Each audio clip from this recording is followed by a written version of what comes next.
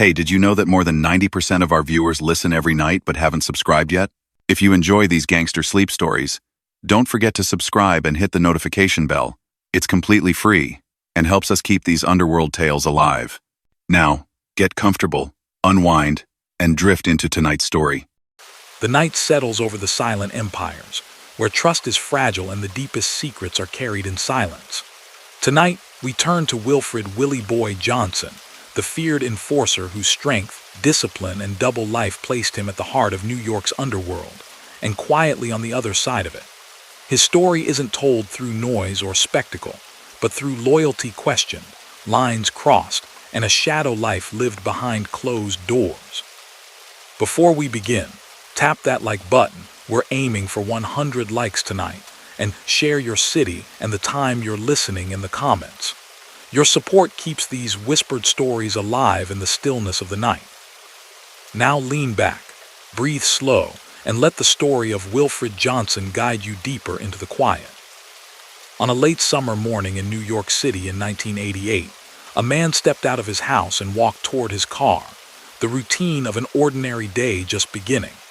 The street was quiet, the kind of stillness that only comes after decades of change in a city that had seen everything: war, economic collapse, waves of immigration, and the struggle for control between law enforcement and organized crime. Within moments, that quiet was broken.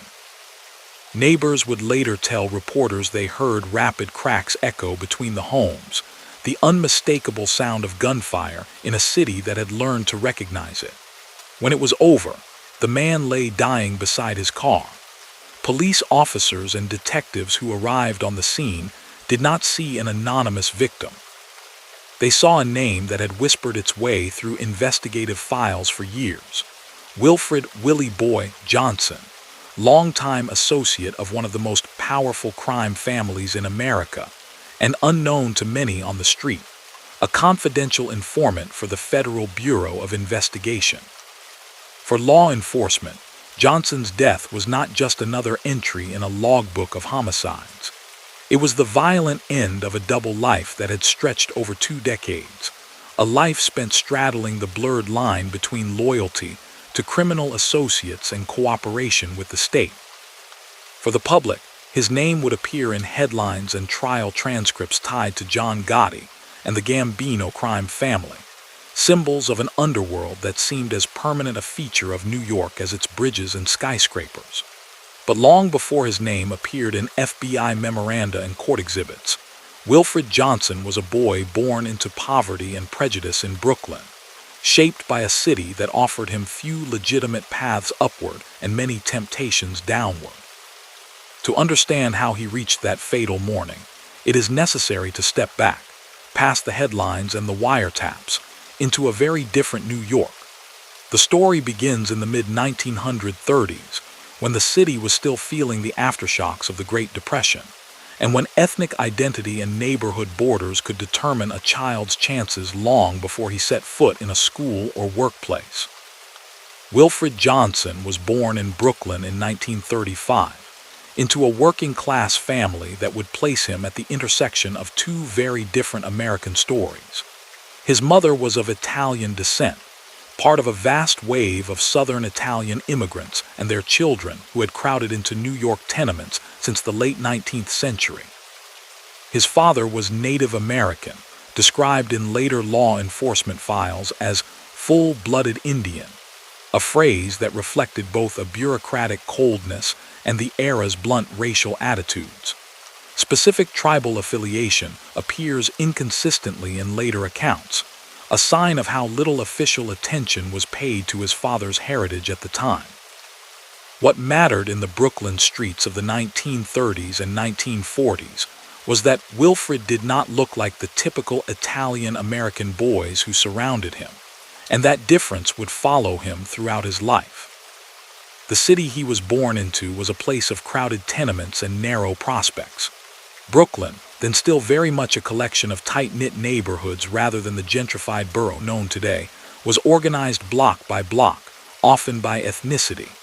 Italians, Irish, Jews, and others clustered together, each with their own churches, social clubs, and unwritten rules. There were opportunities. New York had always been a city of possibilities. But for working-class families, especially during and immediately after the Depression, the path forward often seemed blocked by limited education, discrimination, and a constant struggle to pay rent and keep food on the table. In that context, the presence of organized crime was not abstract. It was visible in the neighborhood social club on the corner, in the quiet respect, or fear, given to certain men who never seemed to have regular jobs but always had cash, in the way disputes could be settled without a call to the police. For many residents, especially those with roots in southern Italy and Sicily, these figures were part of the landscape, not necessarily admired but acknowledged as powerful. Children growing up in such environments could not fail to notice who seemed to command respect and who did not. Johnson's early years unfolded in these surroundings. Detailed documentation of his childhood is sparse. Unlike major political figures or cultural icons, his early life was not thoroughly recorded at the time and had to be reconstructed later from investigative files, court testimony, and interviews. Those sources, however, draw a picture of a boy who encountered both economic hardship and social stigma. His father's Native American background made him stand out in largely Italian neighborhoods, and it would later become a defining feature of his role in the Underworld, where Italian blood was a formal requirement for full membership in the Cosa Nostra. Growing up in Brooklyn in the 1940s meant coming of age in a world still marked by World War II, rationing, absent fathers in military service, and the black and white glow of newsreels about battles overseas framed daily life. For many boys, the war also brought a certain rough glamour to notions of toughness, masculinity, and violence. In the working-class neighborhoods of Brooklyn, physical strength and the willingness to fight were often early measures of status among peers. Reports about Johnson's youth suggest he was no stranger to that culture. Law enforcement files and later accounts by associates consistently describe him as physically imposing and quick to use his fists, traits that could be both a defense and a currency in rough streets. School in that environment did not always hold strong appeal. Many of the boys who would later populate the ranks of organized crime came from records that looked similar: early truancy, dropping out in the lower high school grades or even earlier, and a drift into petty street crime. Johnson appears to have followed that path. By his teenage years, he was spending more time on sidewalk corners and in neighborhood hangouts than in classrooms. Educational records themselves are not extensively preserved in public sources, but his later criminal history and his near illiteracy, reported in some FBI memos, suggest a limited and fractured formal education. It was during these formative years in the 1940s and early 1950s that Johnson's world overlapped with that of another Brooklyn youth whose name would become far more widely known: John Gotti. Gotti, born in 1940, grew up in the East New York section of Brooklyn, a place that, at the time, combined grinding poverty with a heavy presence of street gangs and future mob figures. Both boys were drawn into the orbit of the same local underworld figures, and over time, a close association developed between them. Whether their first meeting was on a specific street corner or through a shared acquaintance is not documented in a single reliable source. But by the time law enforcement began to pay close attention, Johnson and Gotti were seen as part of the same neighborhood circle. The East New York of their youth was a tough environment. Bombed out lots from old building demolitions, aging housing stock, and overcrowded apartments created a backdrop for street life that left little room for weakness. Gangs, both loosely organized neighborhood groups and more structured crews linked to established mobsters, offered not only a sense of belonging, but also a way to make money by stealing, running small-time gambling, or collecting unofficial fees from vulnerable local businesses. Amid this, men associated with the Gambino family and other crime groups recruited promising young toughs, testing them with errands, then more serious tasks. Johnson's mixed heritage played a complicated role in this world. On the one hand, his Native American background set him apart physically. Some accounts from later associates mention that he was sometimes referred to with nicknames referencing his appearance and heritage, a practice that reflected the casual racism of the time. On the other hand, his Italian maternal background and his immersion in the Italian-American neighborhood culture allowed him to integrate socially into the same circles as young men of fully Italian descent. He spoke their language, absorbed their street codes, and learned quickly how to navigate the informal hierarchies that governed life around the neighborhood social clubs. Yet in the more formal world of Cosa Nostra, bloodlines were not just casual trivia. The Italian-American crime families that dominated New York's underworld were steeped in traditions imported and adapted from Sicily and southern Italy. One of those traditions was the rule that to become a made man, a formal initiated member of the organization, one had to be of Italian, and often specifically paternal Italian, descent. This rule was not an abstract principle.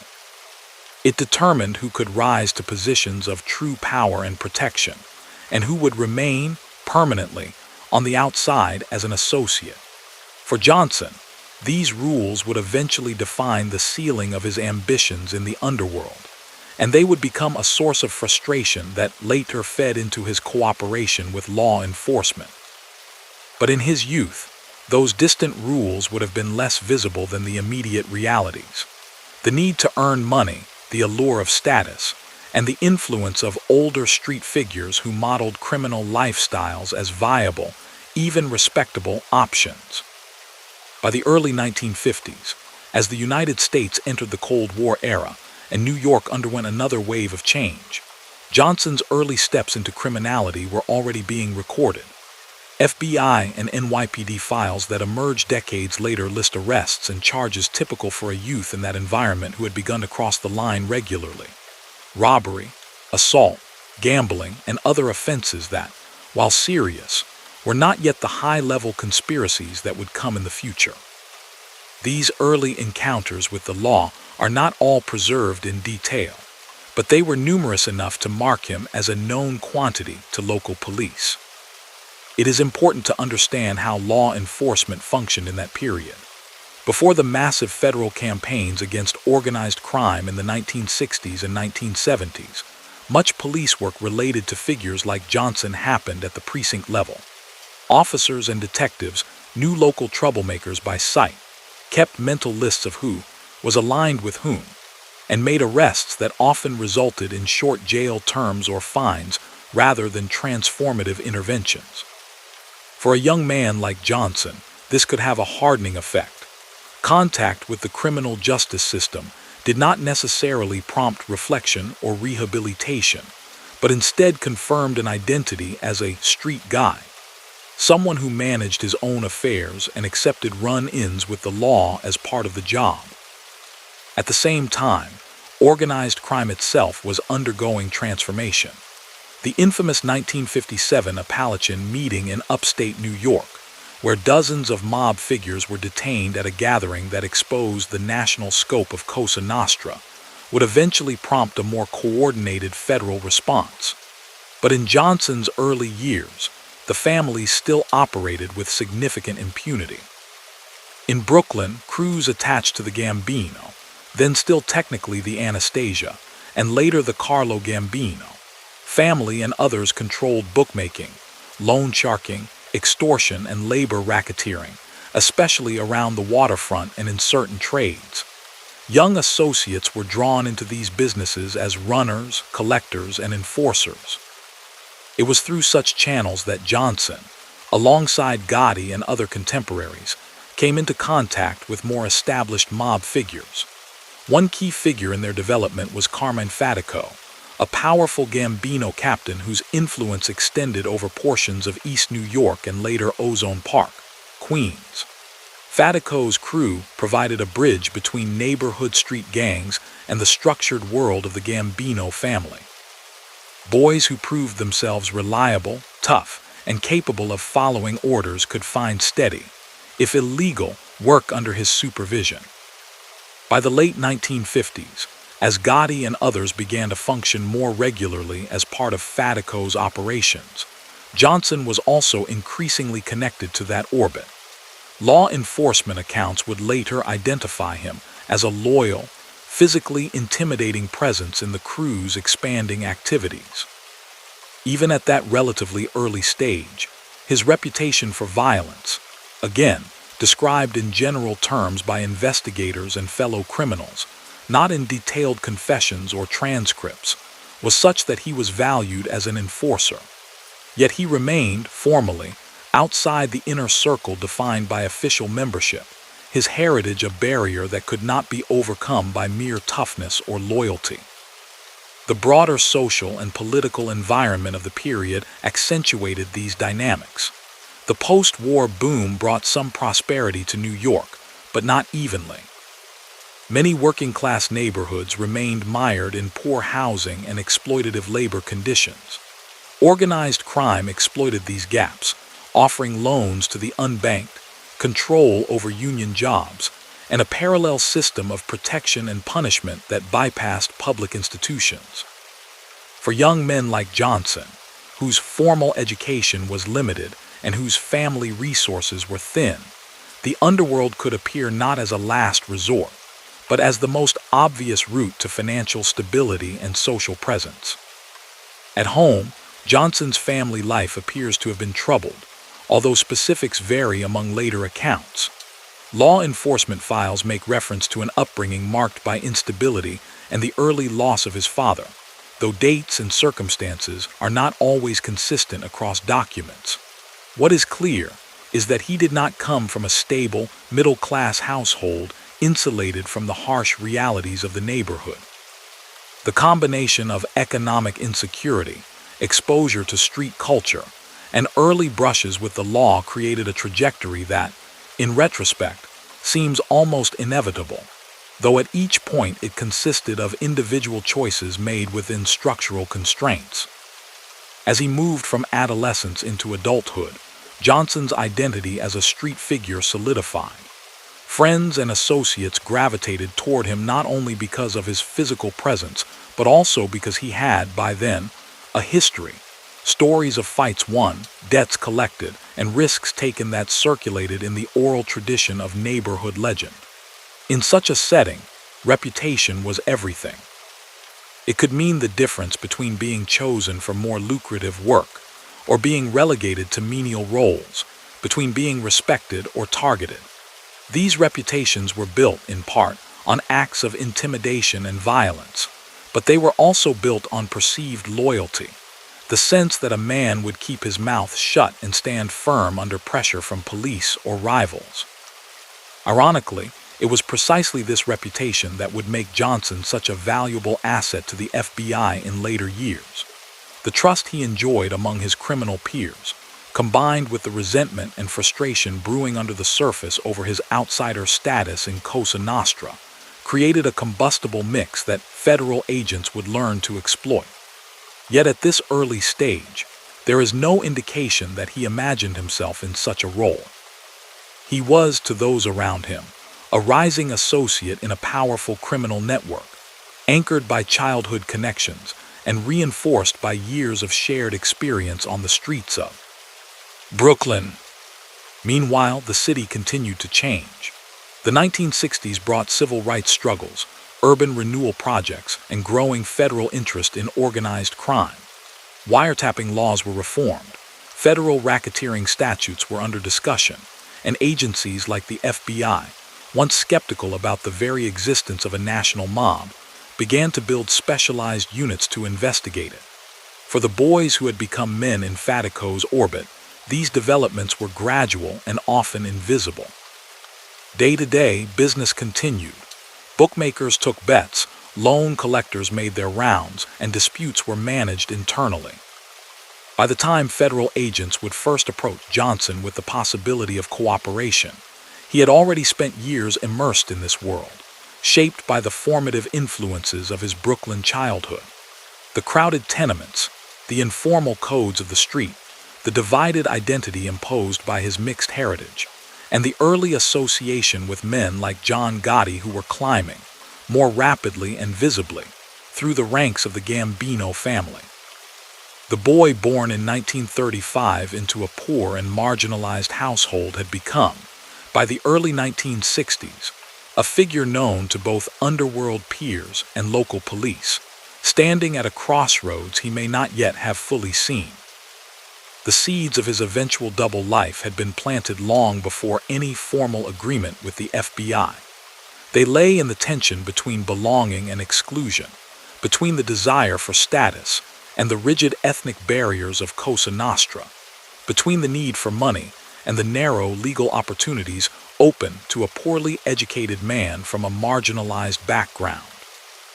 As the 1960s unfolded and law enforcement pressure on organized crime intensified, these tensions would be brought to the surface, forcing Johnson into choices that would redefine his life, and ultimately lead to the fatal morning decades later when his name would be scrawled across crime scene reports and newspaper columns as another casualty in the long, hidden war between New York's underworld and those determined to dismantle it. By the early 1960s, the boy from Brooklyn who had drifted away from school and deeper into the streets was no longer just another neighborhood tough. In the files of local precincts, Wilfred Willie Boy Johnson's name appeared with increasing regularity. In the memory of men who ran card games, loan operations, and protection rackets from storefront social clubs, he was a useful presence, large, fearless, and eager to prove himself. The world around him had shifted from the narrow, crowded blocks of his childhood to a wider arena that spanned multiple boroughs, trucking yards, and eventually the airport that would come to symbolize modern New York, Idlewild, later renamed John F. Kennedy International. Organized crime in New York was adjusting to the same post-war changes that reshaped the city. Construction boomed, labor unions expanded their reach, and rivers of goods flowed in and out of warehouses, docks, and airport cargo terminals. Where there were unions, there were contracts to manipulate. Where there were truckloads of merchandise, there were opportunities to hijack or divert them. For the Gambino family, one of the 5 dominant crime organizations in the city, the outer boroughs offered a vast landscape of profitable rackets, and crews anchored in Brooklyn and Queens served as the hands that reached into that landscape. One of the most influential of those crews was run by Carmine Fatico, a Gambino captain whose base of operations would eventually center on a modest storefront in Ozone Park, Queens, known as the Burgeon Hunt and Fish Club. In appearance, the club looked unremarkable, a simple neighborhood spot where men played cards, watched television, and talked.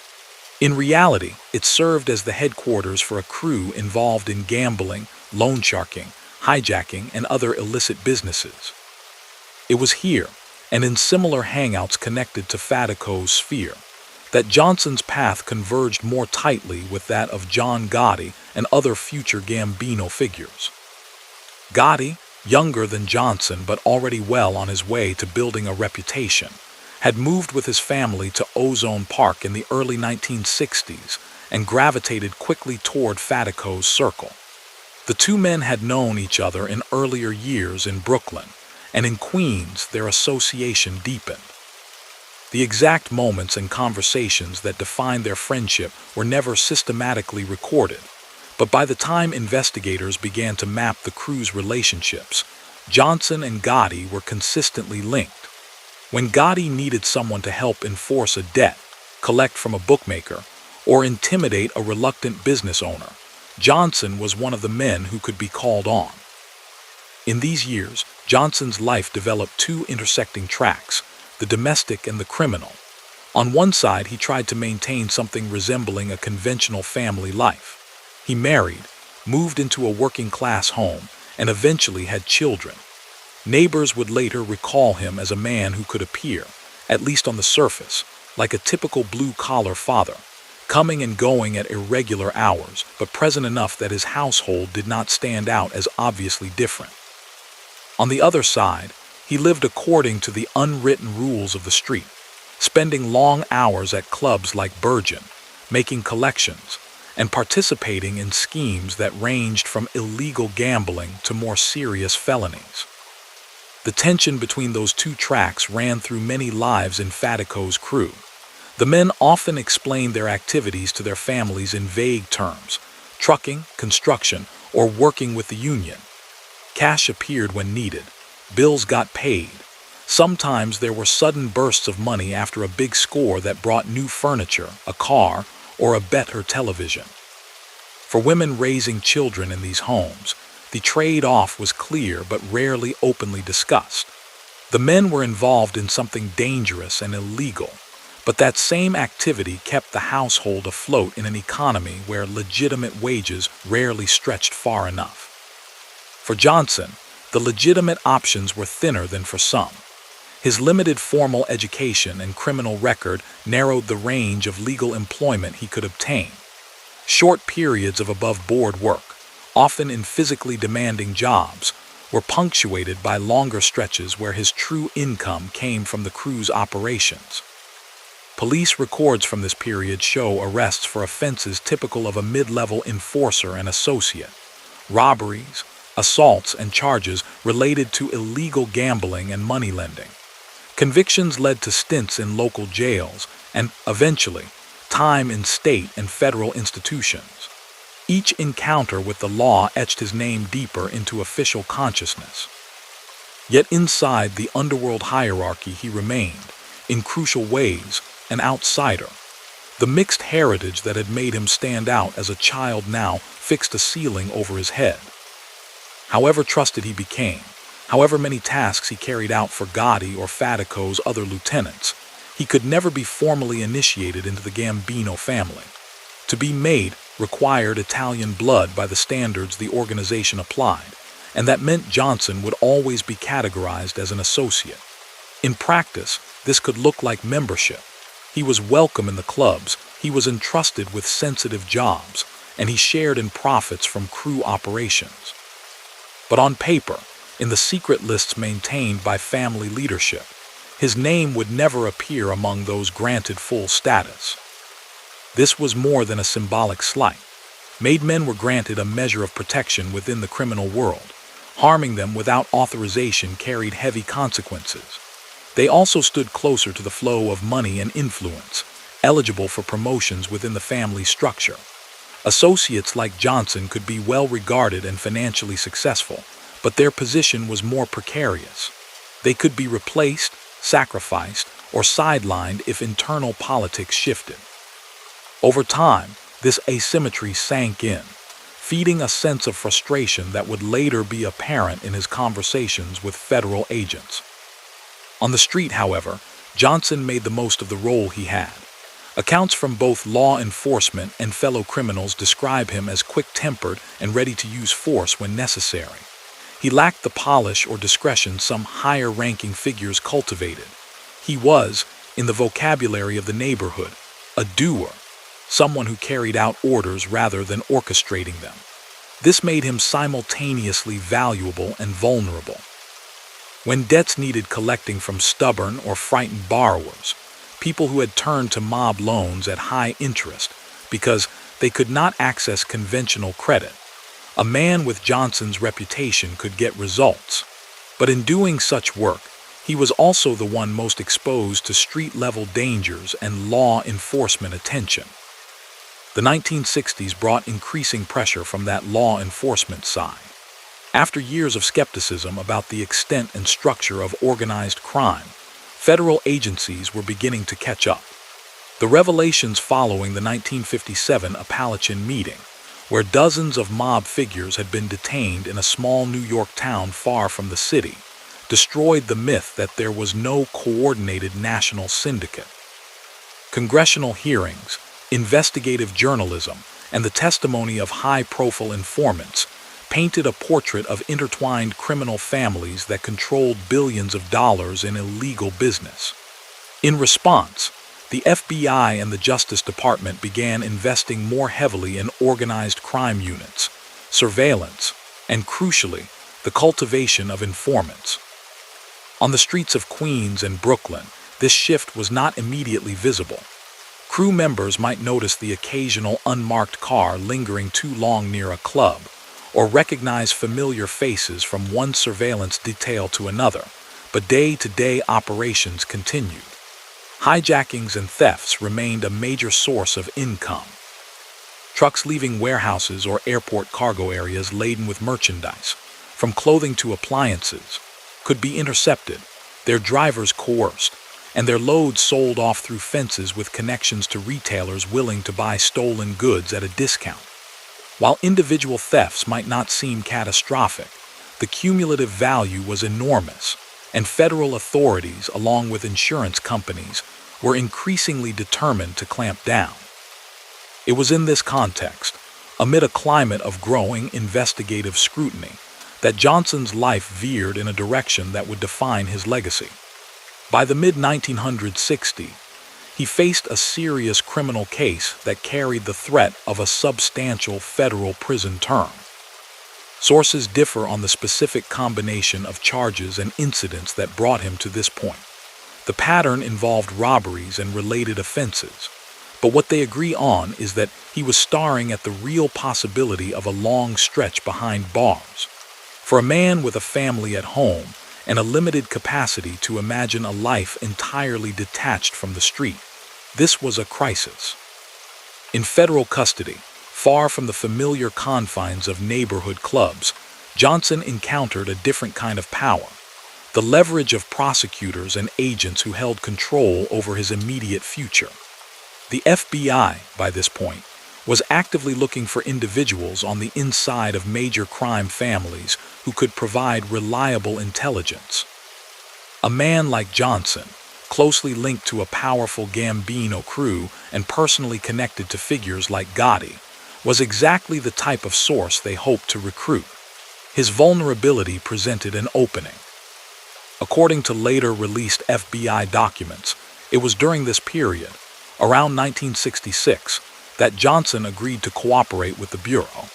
The initial arrangement was transactional. Facing a heavy sentence, he consented to provide information about the criminal activities of the people he had been working with, in exchange for leniency in his own case. For agents, securing his agreement was a significant victory. For Johnson, it represented a drastic and dangerous step, a violation of the Underworld's most sacrosanct rule against informing.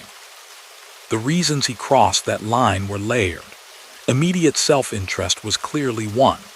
The prospect of spending many years in a distant federal prison, separated from his family, with little hope of change afterward, weighed heavily. But there was also the simmering resentment he had carried for years about his status in the Gambino world. However loyal he had been, however many risks he had taken, he knew he would never be granted the full privileges and protections that men of Italian paternal descent enjoyed. This left him in a limbo where he bore much of the risk of criminal work without enjoying its highest rewards or guarantees. Under pressure, that neglected corner of his psyche offered a rationalization. If the organization did not fully recognize him, his obligations to it might also be conditional. At first, his cooperation was cautious. The FBI had to judge whether he was being truthful and whether he could provide information that was both specific and verifiable. Informants were graded, in internal bureau practice, on both reliability and access. In Johnson, they found a source who could name names, describe business arrangements, and identify meeting places connected to the Gambino family's Queens, Brooklyn operations. He knew who visited the Virgin Hunt and Fish Club, who collected gambling proceeds, and who was rumored to have been involved in particular violent incidents. Even when he could not provide documentary proof, his insights helped agents piece together a clearer picture of the crew's structure and routines. One of the unusual features of his role was that he continued, after his release from custody, to operate within the same criminal circle he was secretly describing to the FBI. This was not an accident or a violation of the agreement. It was, in fact, central to the Bureau's strategy. Top-level informants embedded in active crews could offer continuous, up-to-date intelligence, allowing agents to track shifts in leadership, planned crimes, and responses to law enforcement pressure. In return, Informants like Johnson expected protection from heavy prosecution, and in some cases, quiet assistance with legal troubles that arose from lesser offenses. This arrangement created a morally and practically complex existence. By day and night in the clubs and on the streets, Johnson functioned as he always had, a Gambino associate, loyal on the surface to men like Gotti and Fatico. He participated in schemes, collected debts, and projected the persona of a hardened enforcer. Periodically, however, he would meet with his FBI handlers, often in unremarkable public places or safe offices, to relay what he knew. He became, in the language of internal FBI records, a confidential informant whose reporting over the years would be classified as of high value. The Bureau, for its part, worked to protect his identity. Informant numbers and code names were used in files, and agents were instructed to sanitize documents so that, if they had to be turned over to defense lawyers in the course of prosecutions, the specific source of particular pieces of information would not be obvious. This measure was not always flawlessly executed, as later events would tragically demonstrate, but during the early years of Johnson's cooperation, it was sufficient to keep his double role hidden. Living under this veil was not psychologically simple. However hardened his public image, Johnson was not immune to fear. The penalty for being exposed as an informant in the world he inhabited was severe. The history of organized crime was filled with stories of men who had violated the code of silence and paid with their lives. Johnson understood this risk better than anyone. Each time he walked into the Virgin Club or sat across from men who casually discussed past acts of violence, he did so knowing that if they discovered his secret, he would likely not leave alive. Yet he persisted, year after year. His motivation evolved. What began as a desperate bid for a lighter sentence grew into a complicated blend of dependence on FBI support, lingering resentment against his exclusion from full membership, and perhaps a grim sense of control. Providing information gave him leverage, however indirect, over a world in which he otherwise had very little genuine power. At the same time, he continued to break the law, sometimes in ways his handlers knew about, sometimes in ways they did not, participating in the very system he was helping federal authorities to map and eventually attack.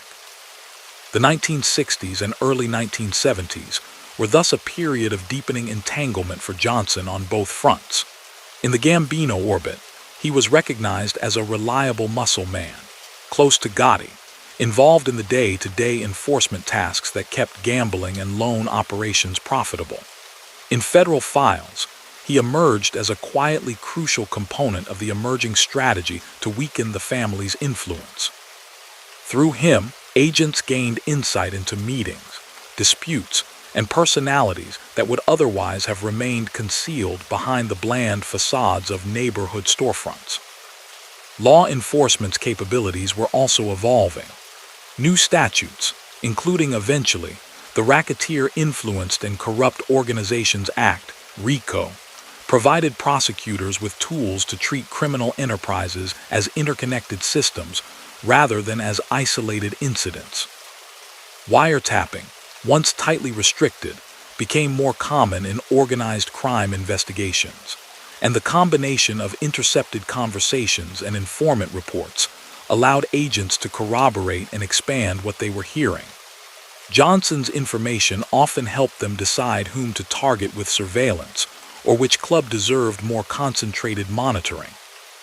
For all this, his life did not outwardly change much. He still spent long hours in dim rooms heavy with cigarette smoke and the clatter of card games, still visited bars and diners favored by the crew, still lent his physical presence to intimidate those who had fallen behind on payments. At home, he was the same man his family had always known, gruff, often distant, prone to volatility, but also at times capable of ordinary tenderness. The secret meetings with agents took up only a few hours a month, but the knowledge they contained and the danger they represented loomed far larger in his mind. In this period, There were episodes in which Johnson himself landed in legal trouble again, despite his informant status. Arrests on new charges forced the FBI to decide how far they would go to shield him. In some instances, they intervened quietly, advocating for reduced penalties on the strength of his ongoing cooperation.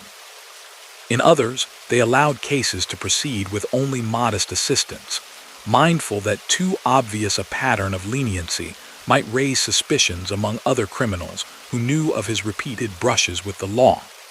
These decisions reflected the precarious balance the Bureau tried to maintain: preserve a valuable source, but not at the cost of exposing him or undermining broader prosecutorial goals. Throughout, Johnson watched Gotti's stature grow. The younger man's blend of charisma, strategic calculation, and calculated ruthlessness propelled him forward. In 1972, Gotti would be arrested for his role in the killing of a rival gang member, an event that further interconnected the fates of those around him, including Johnson. But even before that high-profile case, it was apparent within the crew that Gotti was marked for bigger things. As he rose, so did the stakes of any information Johnson provided about him. By the end of the 1960s and into the early 1970s, the contours of Johnson's life were firmly set. He was a man divided, officially an outsider to the formal ranks of Cosa Nostra, yet deeply embedded within its daily operations, secretly aligned with federal agents, yet constantly participating in the crimes they sought to dismantle. The boy who had once fought for respect on battered Brooklyn streets had become a middle-aged enforcer navigating the dangerous space between two unforgiving worlds. The conflicts that would later erupt around his identity, as a trusted associate to some, and unknowingly to them, a source of betrayal, were already sharpening, even if, for the moment, they remained hidden beneath the surface of a life that, to most observers, looked like the predictable evolution of a neighborhood tough into a hardened mobster. In the early 1970s, the world that Wilfred, Willie Boy, Johnson moved through was narrowing and widening at the same time. On one level, his daily routine seemed confined to a handful of familiar locations: the Burgeon Hunt and Fish Club in Ozone Park, small storefronts and bars in Queens and Brooklyn, dingy back rooms where gambling ledgers were kept and bets were called in, and the modest home where his family tried to hold a semblance of normal life together. On another level, the consequences of his actions now extended into federal offices in Manhattan and Washington, D.C., where his reports fed into a growing national campaign against organized crime. By 1970, the legal landscape had changed in ways that directly affected men like Johnson. Congress passed the Racketeer-Influenced and Corrupt Organizations Act, RICO, giving prosecutors a powerful new tool. Instead of treating each illegal act as an isolated crime, RICO allowed them to portray an entire crime family or crew as a criminal enterprise, and charge individuals with participating in an ongoing pattern of racketeering. This meant that the internal structure of families like the Gambinos, who reported to whom, who controlled which rackets, suddenly became vitally important in court. And that, in turn, made informants like Johnson more valuable than ever. Within the Gambino orbit, daily business went on. Carmine Fatico's crew, anchored at the Burgeon Club, remained deeply involved in gambling and hijacking, especially around John F. Kennedy Airport. Truckloads of goods left warehouses and cargo terminals every day, and hijacking crews looked for weak spots: inattentive drivers, poorly guarded loading docks, insider tips about high-value shipments. With a mix of intimidation and bribery, they managed to divert trucks, unload merchandise, and sell it through fences and crooked wholesalers. The profits trickled up through the crew to captains and higher-ups, reinforcing the family's financial base. Johnson, as an associate trusted for his physical presence and willingness to confront people, was often close to this activity. His name appears in law enforcement accounts tied to hijackings and related theft schemes, though, as with much of his life, the details are mediated through later investigations rather than contemporary newspaper coverage. To the FBI, which was trying to map out how these operations worked, he was a pair of eyes and ears on the inside. Through periodic debriefings, he described who oversaw which schemes, how proceeds were divided, and which legitimate businesses were being used to launder or distribute stolen goods. At the same time, his relationship with John Gotti tightened.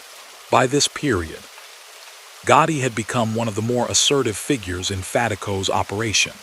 He had a reputation for boldness and a temper of his own, but he also showed a knack for leadership.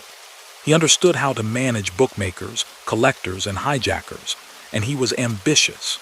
Johnson, a few years older and never destined for the higher reaches of the family because of his background, found his role increasingly defined in relation to Gotti's. He was not a strategist. He was one of the men who made sure strategies devised by others were enforced on the street. Domestic life for Johnson did not keep pace with the energy he poured into that world. As his involvement in the crew deepened, the strain on his family grew. Money came in, often in irregular but sometimes generous bursts, yet stability did not follow. Long absences, unpredictable hours, and the constant possibility of arrest weighed on the household. Later accounts and investigative files suggest that his temperament, hardened by years of street conflict and prison time, made him a difficult man to live with. Arguments were frequent, and financial anxiety gnawed at whatever fragile peace his earnings might have bought. The FBI was well aware of these pressures. Agents handling informants were trained to understand the vulnerabilities that kept cooperation in place: legal trouble, financial needs, resentments, fear. Johnson's handlers cultivated a relationship that was part transactional, part personal. They met him in cars, safe offices, public places chosen to avoid suspicion. They offered reassurances when new arrests loomed, reminded him of the benefits his informant status had already secured, and underscored the danger he would face if the fact of his cooperation ever became known. In internal paperwork, his information was graded highly. He repeatedly provided details that were corroborated by independent surveillance or later by other sources. The paradox at the heart of his existence only deepened. He was now, in bureau terminology, a top echelon informant, plugged into the upper layers of a major crime family, and yet on the street he remained what he had long been, a mid-level enforcer and associate, respected for his toughness, but excluded from the inner sanctum of fully initiated Gambino members. This exclusion continued to sting. His mixed heritage still defined the limits of his formal status within the organization, even as his actions often mirrored those of men with full membership. The precarious balance of this double life was tested in dramatic fashion in 1973, when an incident involving John Gotti jolted the burgeoning crew and drew intense law enforcement focus. That year, a mob-connected kidnapper named James McBratney was lured into a bar on State Island and fatally shot. The killing, which grew out of a series of disputes and perceived insults involving kidnappings of underworld figures, was meant to be a message. Instead, it brought unwanted attention.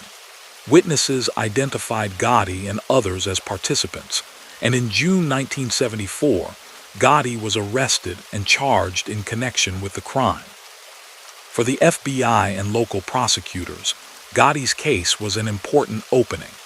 He was not yet the powerful boss he would later become, but within the Gambino family, he was already on an upward trajectory, and any criminal conviction that put him away for years had the potential to disrupt the crew's operations.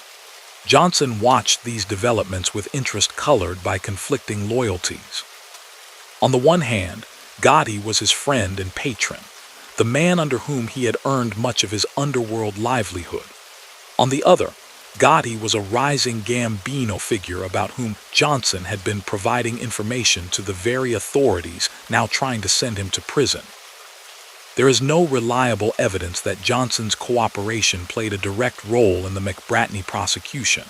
The charges were grounded in eyewitness testimony and other investigative work, but Johnson's status made the period fraught. As Gotti faced trial, Johnson continued to report on the mood within the Bergen circle. Who was worried? Who was confident? How leadership roles were being adjusted. Eventually, Gotti avoided a murder conviction by pleading to a lesser charge of manslaughter and received a prison sentence that would keep him off the streets for several years. Gotti's absence created a temporary vacuum in the Bergen crew. Other lieutenants stepped forward, and Johnson's standing, as a dependable if not especially subtle street figure, helped keep him plugged into ongoing activities. For the FBI, his value did not diminish when Gotti went away. If anything, the upheaval in the crew's leadership made fresh information even more critical, as agents tried to anticipate who would rise, who might shift allegiances, and how the Gambino family as a whole would adapt. While Gotti served his sentence, another legal blow hit the Bergen world. Carmine Fatico himself came under federal scrutiny for his role in gambling and loan sharking.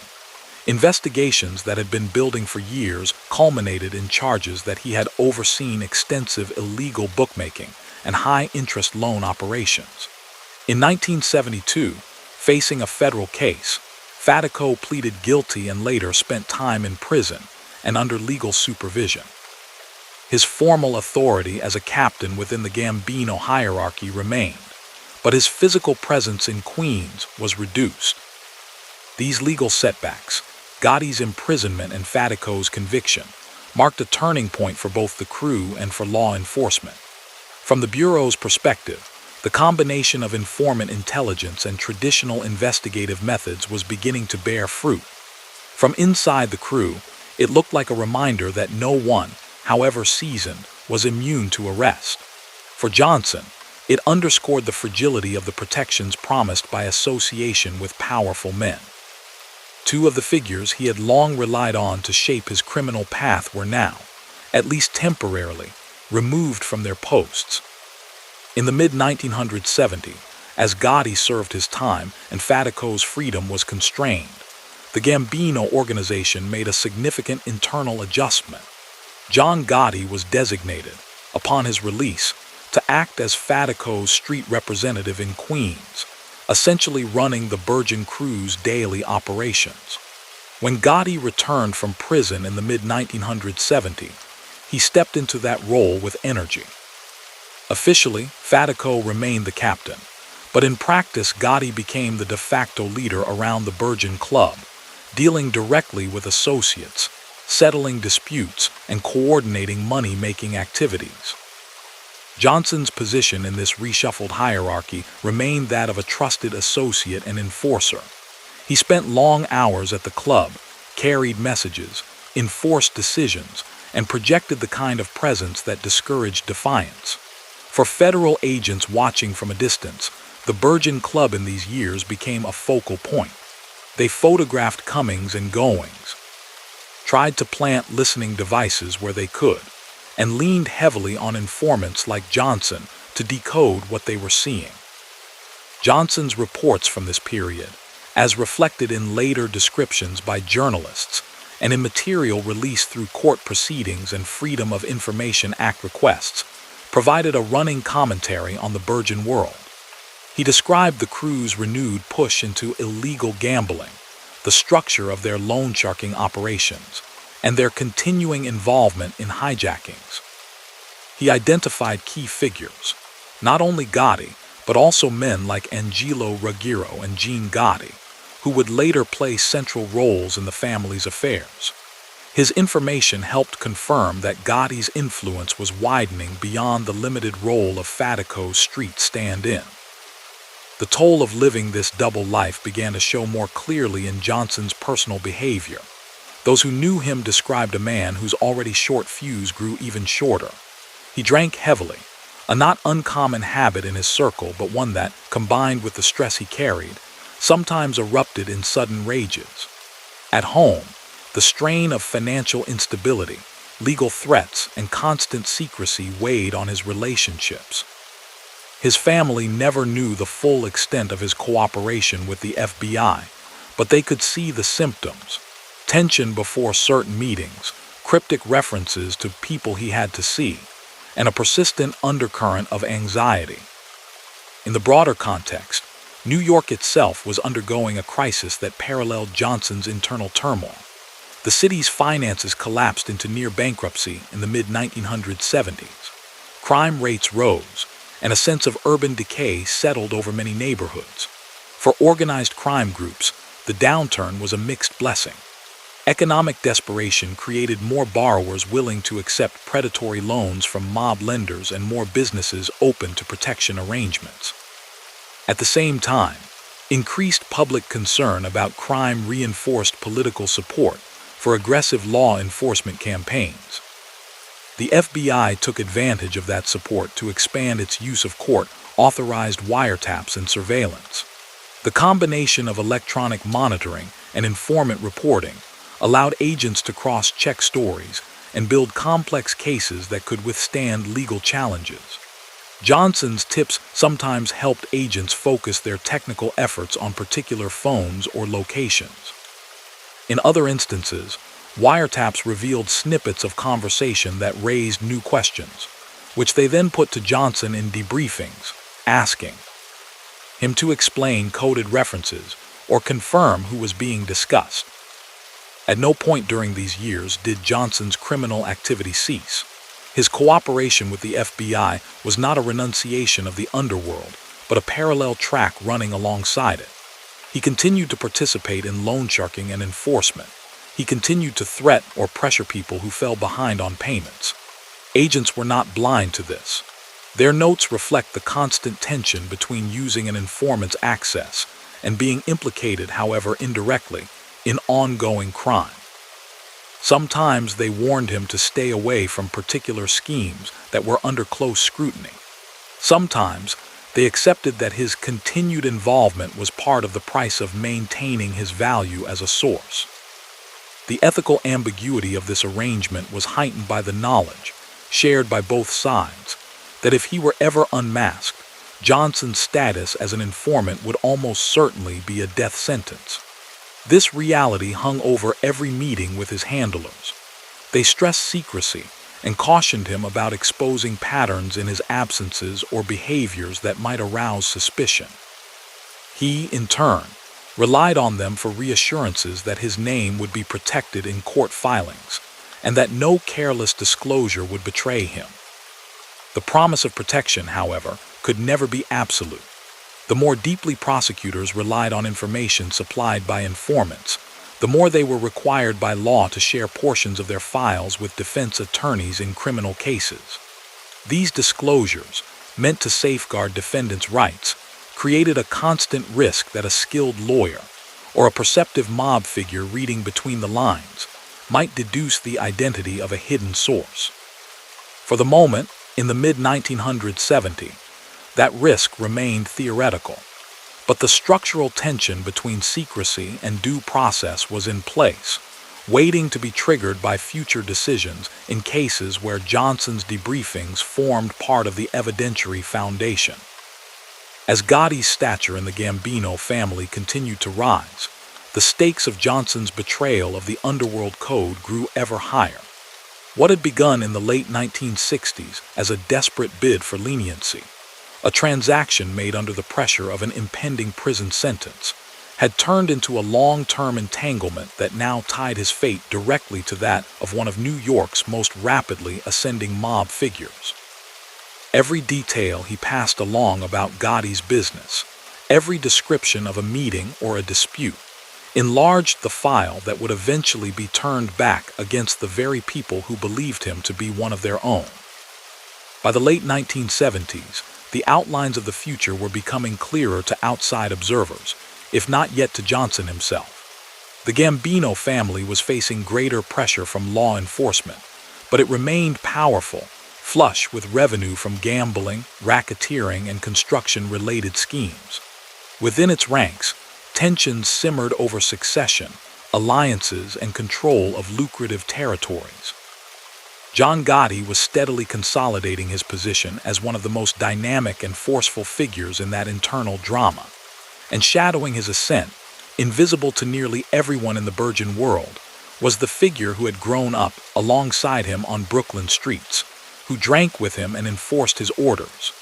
Wilfred Johnson, the associate whose divided loyalties were creeping slowly, inexorably, toward a reckoning. By the end of the 1970s, the world around the Burgeon Hunt and Fish Club had settled into a pattern that looked, from the outside, almost routine. The same faces drifted in and out of the doorway on 101st Avenue in Ozone Park. Bookmakers with their racing sheets folded into jacket pockets, small-time thieves hopping to be noticed by bigger men, and familiar enforcers who kept everyone honest in a very particular sense of the word. Inside, the air was thick with cigarette smoke and the sound of argument about sports, politics, neighborhood gossip. To anyone passing by, it might have seemed like just another working-class social club. Law enforcement knew better, and so did Wilfred, Willie Boy Johnson. By this point, Johnson had been living his double life for more than a decade. He was in his 40s, heavier now, worn down by years of street work, jail time, and the quiet tension of his secret. Within the Gambino family's Queens operation, he was accepted as part of the furniture, a man with a reputation for fearlessness, quick with his fists, loyal to John Gotti and the Burgeon crowd. Inside the FBI's New York field office, his name appeared on stacks of reports that traced the daily movements and inner politics of one of the city's most important crime crews. At the top of the organization, a generational shift had taken place. In 1976, Carlo Gambino, the longtime boss whose name the family bore, died. His passing triggered a succession that reshaped the landscape Johnson inhabited. Gambino bypassed his seasoned underboss, Aniello Neil Delacroce, and designated Paul Castellan, his cousin and a powerful figure with strong Manhattan business ties, as his successor. Castellano's elevation formalized a division that had long existed within the family. On one side, the so-called white-collar wing, focused on construction, unions, and lucrative business deals. On the other, the blue-collar faction embodied by Delacroce and the street crews based in places like Ozone Park. Gotti and the men of the Burgeon Club fell squarely into the Delacroce camp. They made their money in the traditional ways: gambling, loan sharking, hijacking, and extortion. Castellano's new leadership did not immediately change their day-to-day activities, but it altered their sense of where they stood in the broader hierarchy.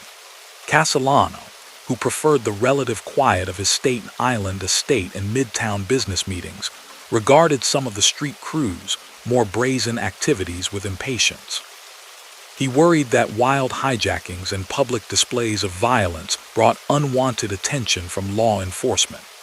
Gotti, in turn, viewed Castellano as distant from the gritty world in which he and his peers had built their reputations. Johnson watched these tensions play out from a close vantage point. At the Burgeon, Delacroce was spoken of in reverent tones. He was the man Gotti and his circle looked to for guidance, the underboss who, despite being passed over for the top job, still commanded deep loyalty among traditionalists. Castellano, though nominally their ultimate superior, was often discussed with a mix of respect and irritation. Johnson heard the grumbling, the jokes about Castellano's comfortable lifestyle, the complaints that he did not understand the risks being taken on the street.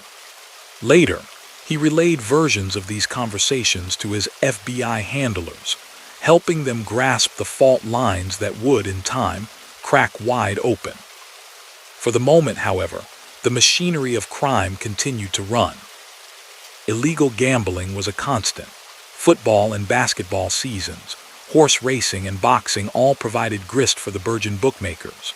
Loan sharking remained one of the crew's most dependable sources of income.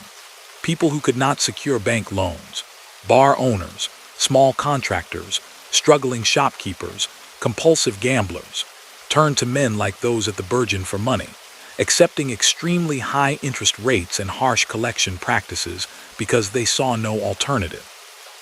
Johnson's size and reputation made him a natural choice to enforce those terms.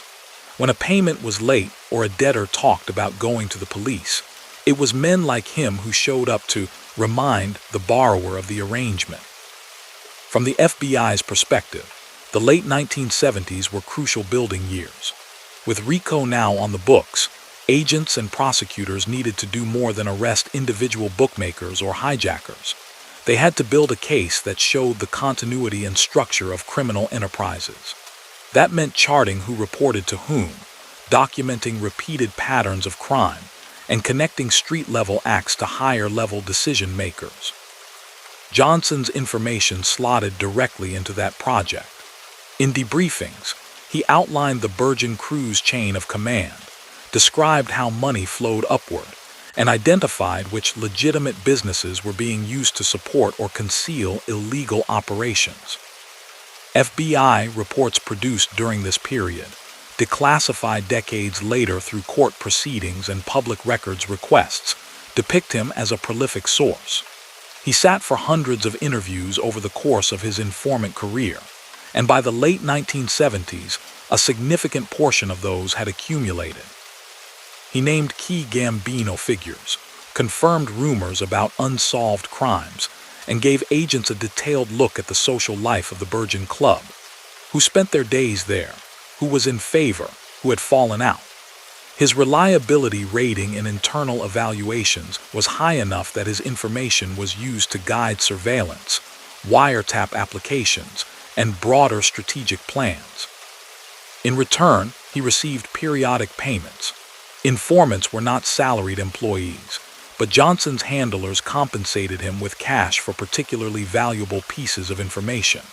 Over the years, the total reached into the tens of thousands of dollars, a significant sum for a working-class man, but hardly transformative given the risks he was taking. According to accounts that surfaced later, he resented this imbalance. He believed his cooperation had saved law enforcement enormous time and resources, and had contributed to prosecutions that removed major figures from the streets. In his view, the payments did not reflect the true value of what he was providing, or the mortal danger that would follow if his secret ever slipped. The difference between how he was valued on paper and how he felt in daily life added another layer to his internal conflict. In Gambino circles, he was valued for his willingness to confront people face to face. He was part of the inner neighborhood circle, drinking, gambling, and joking with Gotti and the others, but he also understood that there were limits he would never cross. When formal family ceremonies took place, the rituals by which men became full members, he was not invited and he knew why. In FBI offices, he was lauded as a top echelon source, yet the relationship always carried an impersonal edge. Agents could be friendly, they could intervene on his behalf with prosecutors, but he remained, ultimately, a tool in a larger campaign. As he moved into his mid-40s, the cumulative strain began to show physically. Years of poor diet, heavy drinking, and turbulent sleep eroded his health. Friends noticed he seemed more volatile, quicker to anger. At home, his family lived in the shadow of economic instability and the ever-present possibility that he would be arrested again. He was not a man who shared his inner life easily, and to those closest to him, his moods must have seemed unpredictable. Jovial and generous one night, sullen and withdrawn the next. The broader cityscape was changing as well. New York's fiscal crisis of the mid-1970s had left deep scars. Neighborhoods in Brooklyn and Queens struggled with decaying infrastructure, rising crime, and uneven policing. For organized crime, this environment provided both risk and opportunity. On the one hand, cash-strapped businesses were more willing to accept mob loans or protection arrangements. On the other, the very visibility of crime in struggling neighborhoods spurred public pressure on officials to show results. Federal strike forces targeting organized crime became more aggressive, and the U.S. attorneys' offices in the eastern and southern districts of New York sharpened their focus on the families. Into this atmosphere stepped a new generation of federal prosecutors determined to make their reputations on mob cases. They used RICO creatively, wove together long conspiracy indictments, and pushed agents to cultivate more high-level informants. Johnson's long-running cooperation made him a central figure in the Eastern District's intelligence picture on the Gambinos, Queens operations. His reports, along with those of other secret sources and the fruits of wiretaps, fed into grand jury investigations that, in time, produced major indictments. For most of the 1970s, Johnson's identity as a source remained carefully guarded. The FBI used code numbers, avoided putting his name in documents that might be disclosed to defense attorneys, and restricted knowledge of his cooperation to a relatively small circle of agents and supervisors. But the system depended, in practice, on human vigilance, and as investigations multiplied and prosecutors pressed for more detailed reports to support their cases, the risk of error increased.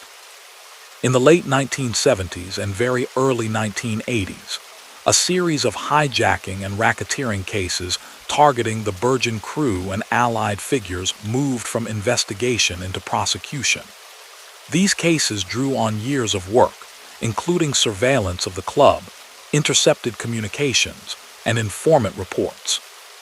In the course of preparing for trial, prosecutors were obligated under U.S. law to turn over certain FBI reports and related documents to defense attorneys as part of pretrial discovery. The assumption within the Bureau was that these documents would be thoroughly sanitized, redacted to remove any information that could identify confidential sources. In one critical instance involving Johnson, that assumption proved disastrously wrong. The exact chain of events would later be reconstructed by internal reviews and investigative journalists. At its core, the error was simple but catastrophic. In materials provided to defense attorneys in a federal case centered on hijacking and related Gambino activities, an FBI report was included that still contained Johnson's name. It was the kind of bureaucratic oversight that, in other kinds of cases, might have been embarrassing but not fatal. In the world Johnson inhabited, it put a target on his back. Defense lawyers handling the case pored over the material they had received, looking for weaknesses in the government's evidence. When they saw a name tied to inside information about Virgin activities, they recognized its significance. Whether out of obligation to their clients, fear, or a combination of both, word about the document's contents did not stop in the law offices. It filtered back to the very circles the FBI had been watching.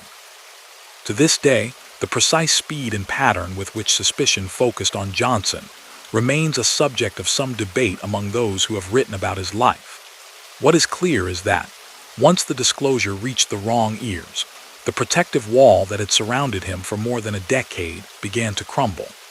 The FBI, informed belatedly that his name had been exposed in discovery, realized that one of its most valuable informants had been irreparably compromised.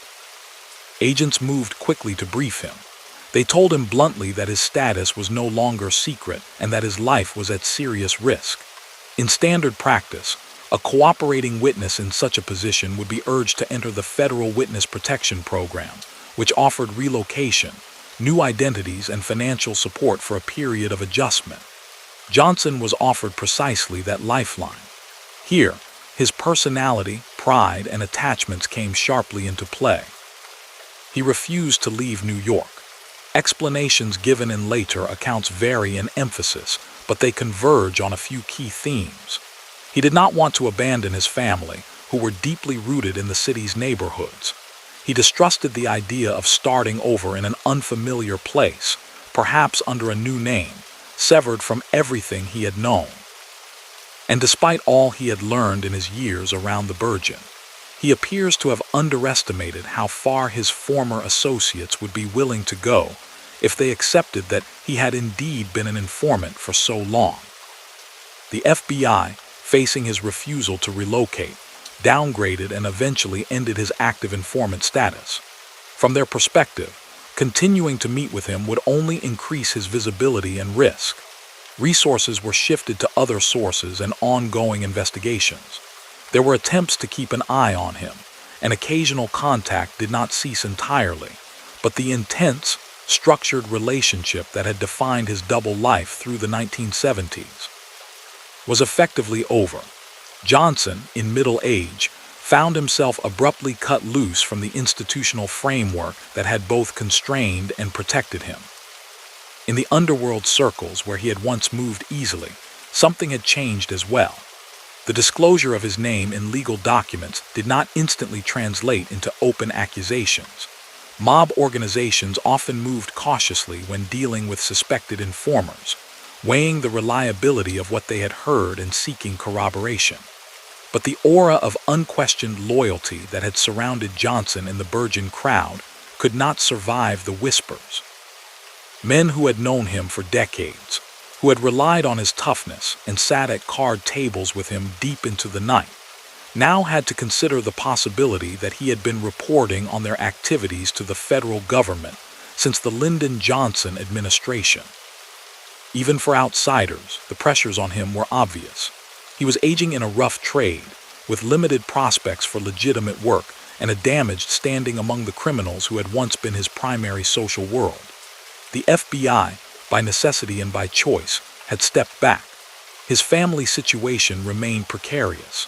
Years of informant payments had not left him financially secure. Whatever money had come in had largely gone out again on living expenses and the costs of life on the margins. The irony of his position was stark. For decades, he had been indispensable to two powerful forces, each of which claimed the right to demand his loyalty, and each of which could, in different ways, end his life. The Gambino family, with its code of silence and deep intolerance for betrayal, and the federal government with its vast prosecutorial machinery and harsh sentencing guidelines. In the late 1970s and early 1980s, as his name slipped from protected files into defense binders, and from there into whispered conversations in back rooms, both forces were recalibrating their view of him. At street level, Johnson tried, for a time, to carry on as if little had changed. He continued to live in New York, in reachable proximity to the neighborhoods where he had long operated. He tried to keep a low profile without disappearing entirely, an almost impossible balance in a world where any sign of fear or retreat could be interpreted as an admission of guilt.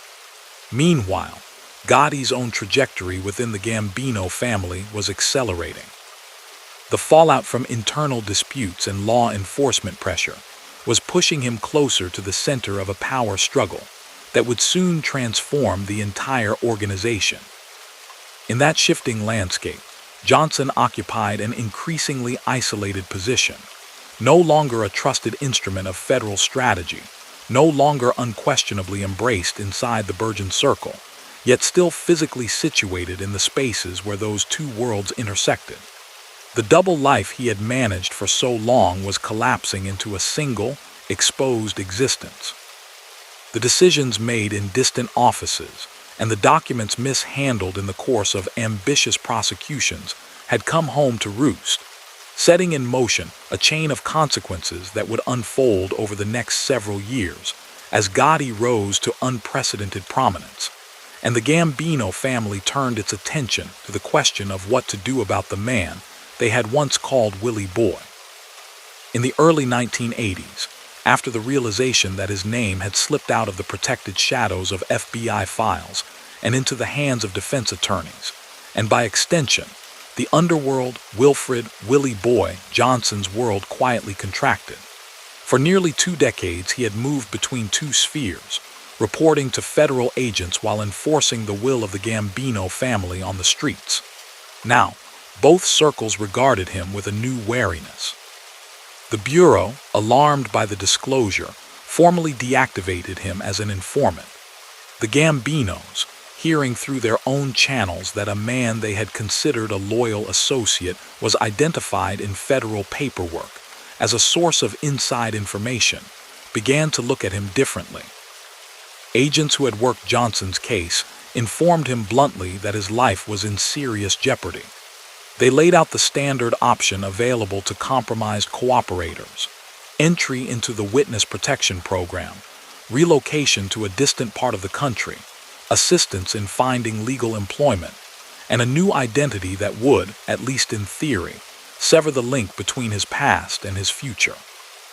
For someone whose childhood and entire adult life had unfolded within a few square miles of New York streets, the prospect of starting over as an anonymous man in an unfamiliar town was daunting. Whatever combinations of fear, pride, and habit were at work, Johnson declined the offer. He told agents he would not leave New York.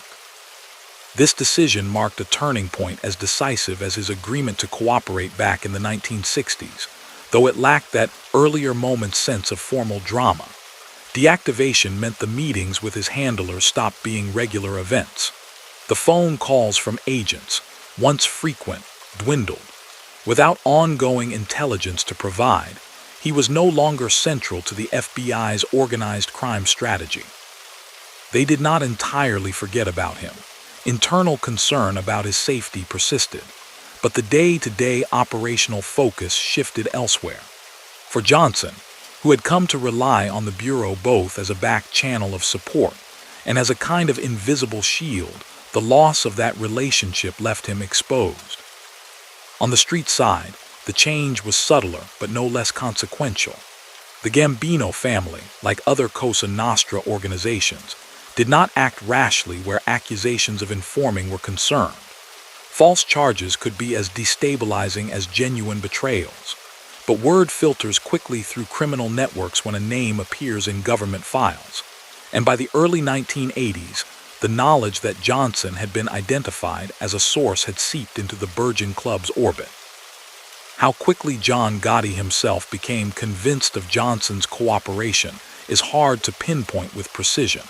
But by the middle of the decade, there was little doubt in federal assessments that Gotti viewed him as a traitor.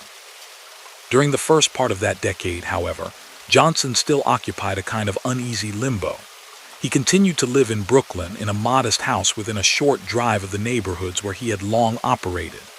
He tried to project normalcy, spending time with his family, appearing in familiar local spots, and avoiding open displays of panic or retreat that might confirm suspicions. The capacity for denial, his own and that of those watching him, played a role.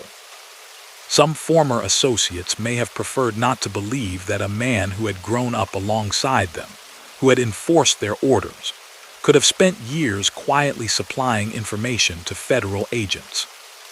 Meanwhile, the Gambino organization was undergoing upheavals that had little to do, on the surface, with Johnson. After Carlo Gambino's death in 1976 and Paul Castellano's elevation to boss, the uneasy balance between the white-collar and blue-collar factions of the family grew more unstable. Castellano favored low-profile business-oriented ventures, construction scams, union manipulation, corporate extortion, over the more conspicuous hijackings and street violence that had characterized earlier eras. In Queens, John Gotti and his Virgin associates chafed at this emphasis. They were products of the rougher side of the life, men whose reputations had been forged in direct confrontations, not in boardrooms. The early 1980s brought new legal pressure that sharpened these internal tensions.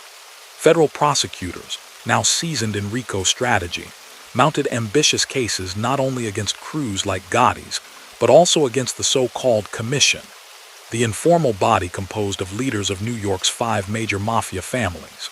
In 1985, U.S. Attorney Rudolph Giuliani announced sweeping indictments charging top bosses, including Castellano, with racketeering and related offenses. The Commission case, as it became known, struck at the collective leadership of Cosa Nostra in a way not previously seen. For Castellano, already facing separate legal troubles and uneasy about the growing assertiveness of his street-based subordinates, the stakes suddenly included the real prospect of dying in prison. In Queens, Gotti was contending with his own legal battles. A federal racketeering case against him and several Virgin associates, built in part on years of surveillance and informant reporting, moved toward trial. It was in connection with one of these prosecutions that the mishandled discovery materials containing Johnson's name were provided to defense attorneys, an error that, in hindsight, linked the fates of Gotti and Johnson even more tightly. In court, Gotti presented himself as a determined fighter, funding a vigorous defense and projecting confidence, despite the government's detailed allegations of hijacking, loan sharking, and other rackets. When the case against Gotti went to trial in 1986, prosecutors believed they had compiled a solid record. Yet the outcome would further burnish Gotti's emerging public image as unusually resistant to conviction. In a result that shocked many on the law enforcement side, he was acquitted. Reports later surfaced of jury tampering and intimidation, though these issues were not fully resolved in contemporary proceedings. The acquittal added to a portrait that media outlets soon popularized: Gotti as the Teflon Don, a man seemingly impervious to the courtroom strategies that had brought down so many other mob figures. For Johnson, watching this from the margins, the spectacle must have had a bitter edge. Here was the friend and patron he had known since their youth in Brooklyn, paraded nightly across news broadcasts, hailed by some as a folk anti-hero for beating the government, vilified by others as a symbol of organized crime's lingering power. Johnson had spent years quietly helping build the federal understanding of the very world Gotti now appeared to be outmaneuvering. But his own role in that understanding was no longer an active, protected arrangement. It was a liability. The knowledge that he had spoken to the FBI was, by then, less a rumor than an accepted fact among those who followed the Gambino story closely. At the same time, Castellano's grip on the family was faltering.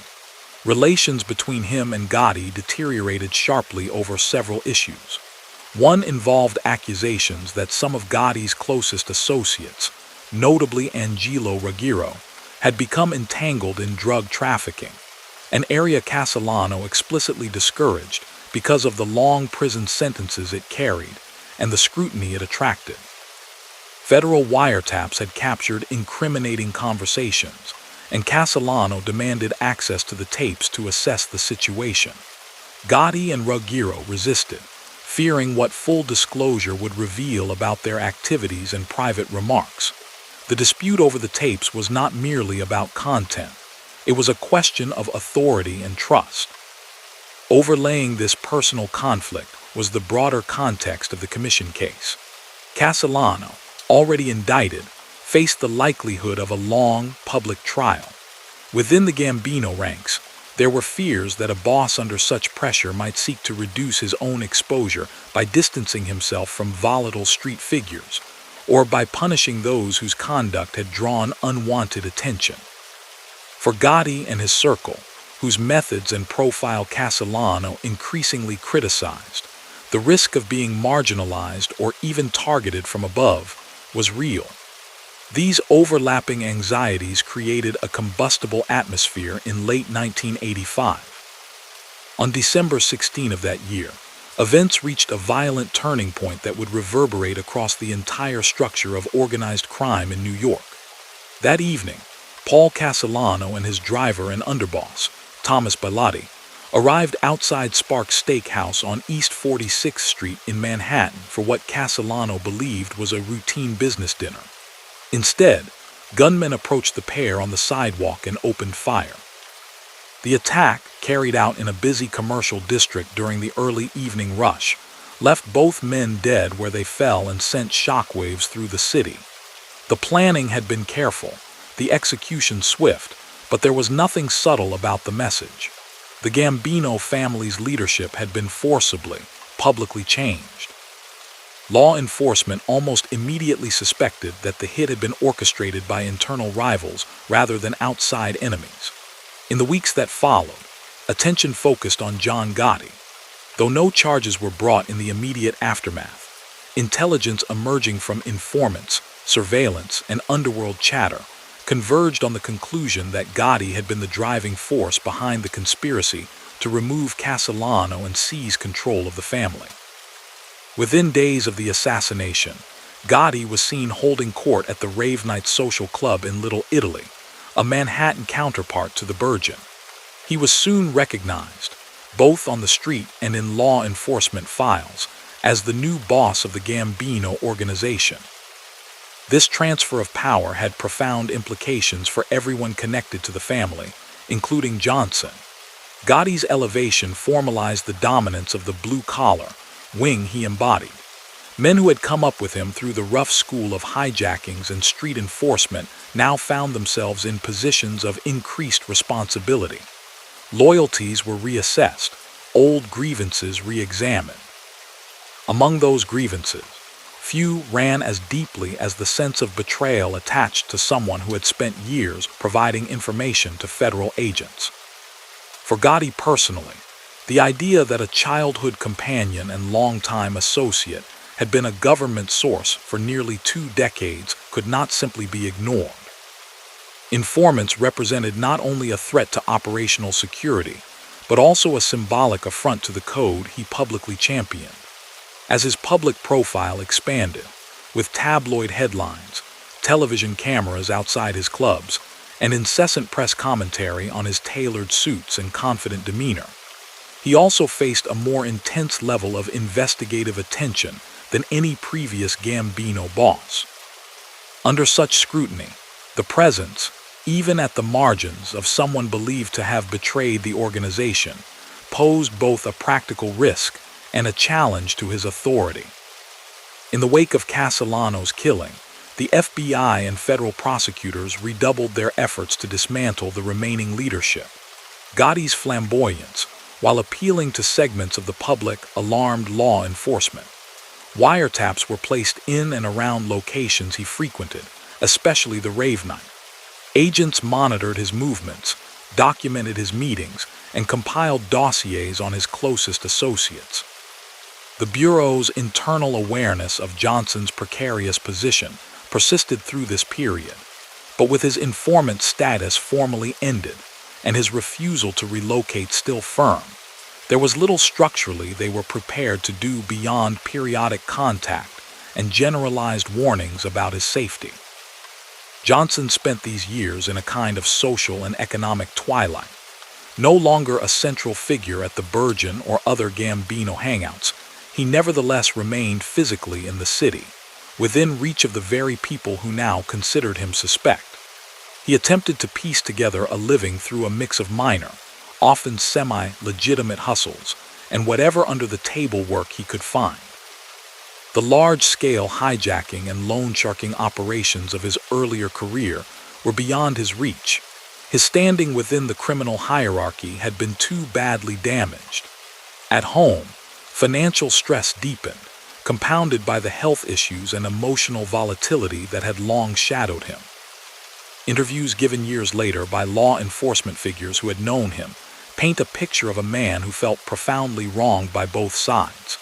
He believed, with some justification, that his cooperation had been instrumental in the government's understanding of the Gambino's inner workings. He was embittered that a bureaucratic mistake had exposed him, and that the system designed to protect him had responded, from his perspective, by withdrawing rather than increasing support when danger mounted. At the same time, he could not escape the knowledge that, in the eyes of his former Underworld associates, he had committed the most serious betrayal imaginable.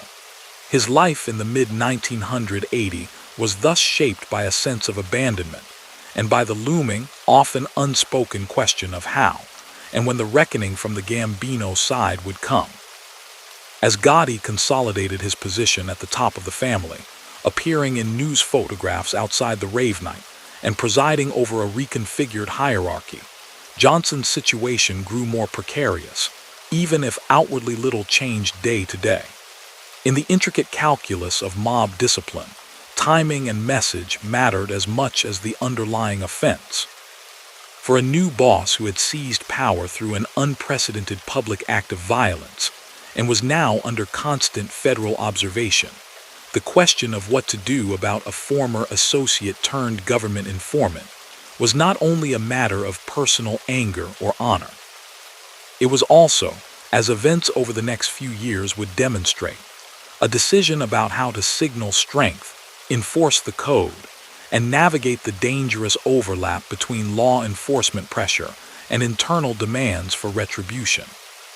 By the mid-1980s, the world that had shaped Wilfred "Willie Boy" Johnson's life was both familiar and almost unrecognizable. The streets of Brooklyn and Queens still carried the same rough edges he had known as a boy: cracked sidewalks, crowded row houses, storefront social clubs where men lingered for hours over coffee and cards. But the balance of power inside those clubs had shifted. John Gotti, the swaggering street figure Johnson had grown up alongside, was now boss of the Gambino family, the most powerful of New York's traditional crime organizations. Federal agents watched Gotti's every move. Television cameras followed him from the steps of the Rave Night social club in Little Italy to courthouse entrances, capturing his expensive suits and easy smile. The underworld that had once prized invisibility now had a reluctant celebrity at its apex. For Johnson, this transformation was not a cause for celebration. It marked the tightening of a noose that had been slipping around his neck ever since his name had been mishandled in federal discovery materials and circulated among defense lawyers. The double life he had led for nearly 20 years was over. The FBI, having deactivated him as an informant after recognizing that his identity had been compromised, no longer called him in regularly. There were no more routine debriefings, no more carefully arranged meetings in parked cars or quiet offices. Whatever leverage he had once had with agents, his access to the Virgin crew, his detailed knowledge of Gambino operations, had evaporated when he stepped away under pressure, and when the Bureau concluded that continued contact would only put him in more danger. The offer of relocation under the Witness Protection Program had been real. Federal agents knew the culture Johnson came from. They understood that a man publicly identified, even indirectly, as a source of information about organized crime could not expect to live out his life in peace if he remained in reach of those he had betrayed. Yet when they urged him to move, he resisted.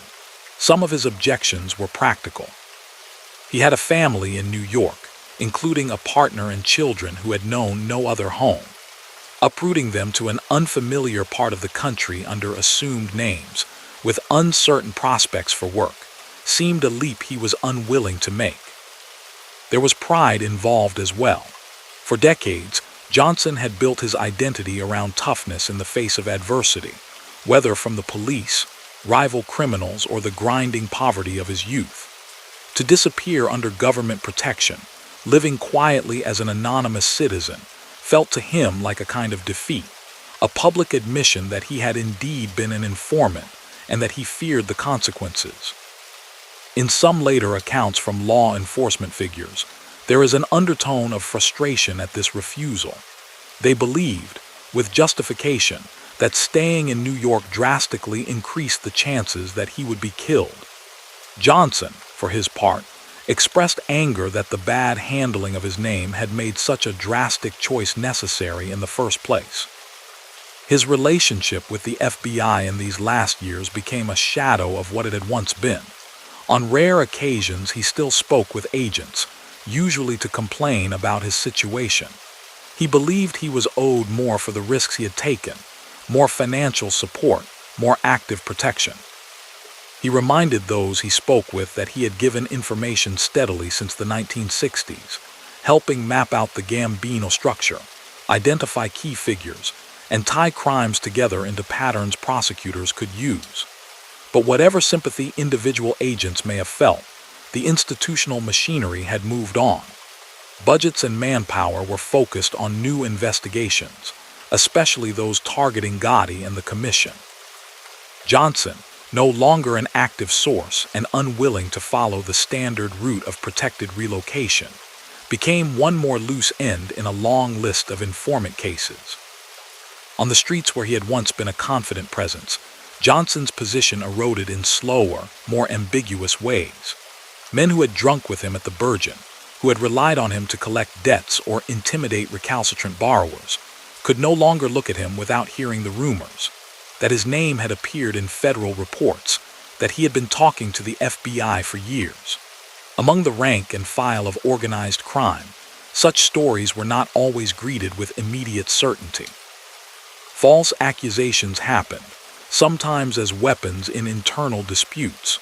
Yet the fact that documents with his name on them existed, and that those documents had come from official channels, made denial difficult. The code that governed the Gambino family and similar organizations gave no quarter to informants.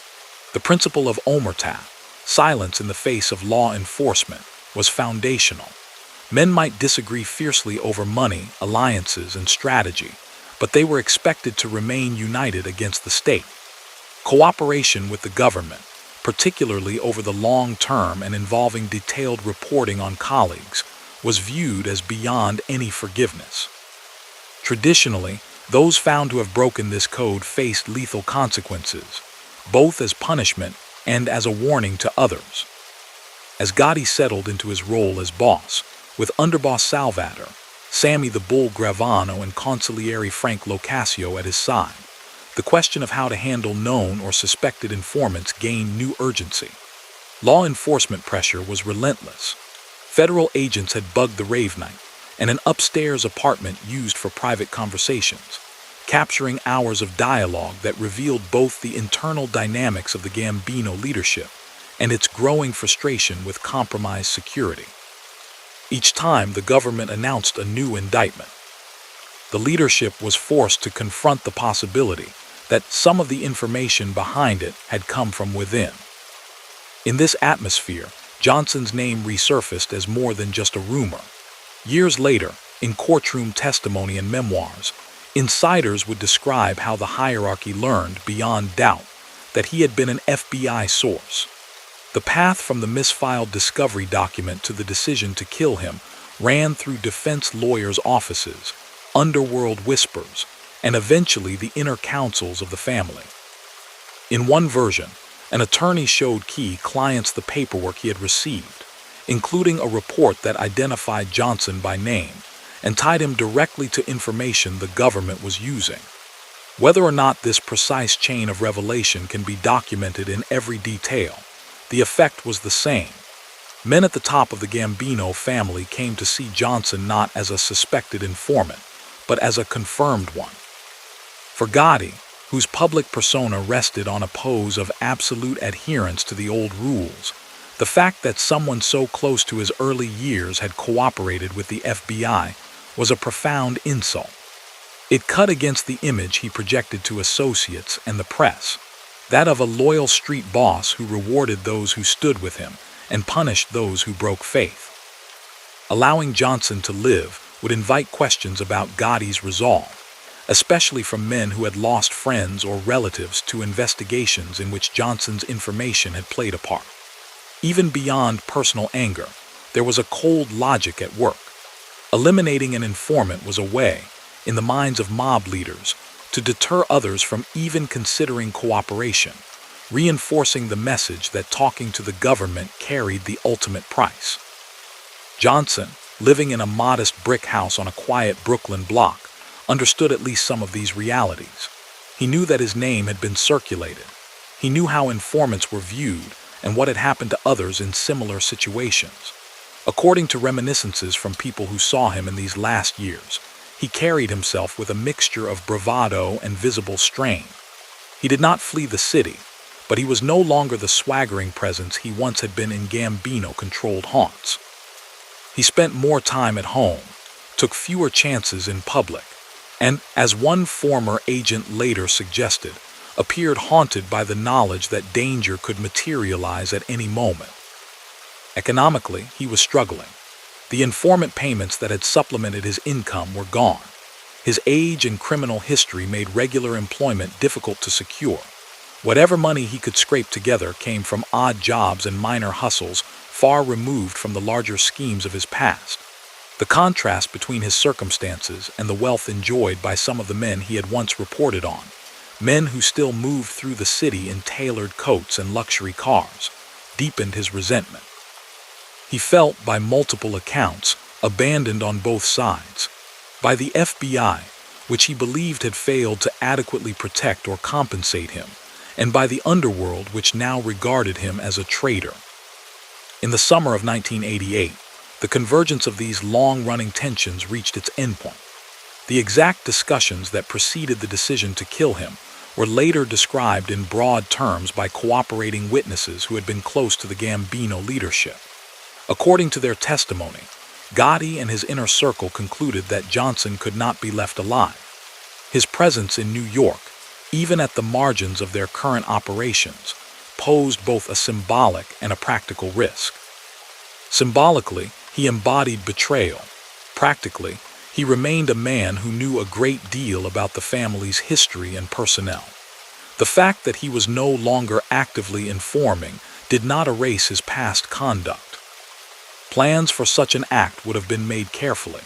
The Gambino family had long experience in arranging killings that left few direct traces pointing back to instigators. Men trusted for their steadiness and discretion were selected, schedules studied, patterns of movement observed. In Johnson's case, the choice of setting reflected both opportunity and message. The attack would come not in some distant industrial yard or deserted lot, but near his own home, in front of neighbors who knew him as a middle-aged man going about his day. On the morning of August 29, 1988, the quiet of his Brooklyn block was broken by the sudden violence that had long been implicit in the threats hanging over him. Johnson stepped outside toward his car, intending to drive off on the sort of errand that made up his unremarkable routines. Men lay in wait. As he reached the vehicle, they approached and opened fire, hitting him repeatedly before fleeing. The entire sequence lasted only moments. Neighbors, jolted by the sound of shots, peered from windows or opened doors to see him lying by the car. Emergency services were called, but by the time aid arrived, he could not be saved. At 53 years old, Wilfred "Willie Boy" Johnson was dead in the street near the home he had refused to leave. News of the killing spread quickly through law enforcement circles. To the patrol officers and detectives who responded to the scene, he was not just another victim. His name had long been familiar in investigative files, as a Gambino enforcer in earlier years, as an informant whose debriefings filled thick folders, and more recently, as a man whose exposure had alarmed internal oversight bodies. Federal agents, notified of the death, understood almost immediately what it represented. The Bureau had feared for years that such an outcome was possible. Now it had arrived. Within hours, working theories crystallized. The manner of the attack, the number of shots, the location, the apparent professionalism of the assailants, pointed toward a planned operation rather than a spontaneous dispute. The fact that the victim was a known former associate of the Gambino family who had a documented history of cooperation with the FBI narrowed the circle of likely suspects in investigators' minds. Official statements remained cautious. No arrests were made in the immediate aftermath, and the case would remain technically unsolved for years.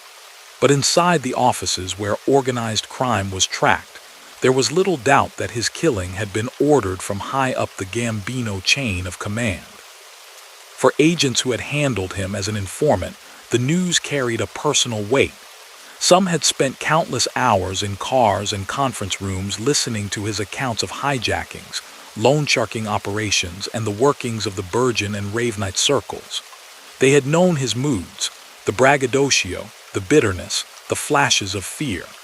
Now, whatever frustrations they had felt with his choices or his demands were overshadowed by the stark reality that he had been murdered in a manner that seemed directly linked to the Bureau's past failure to protect his identity in legal proceedings.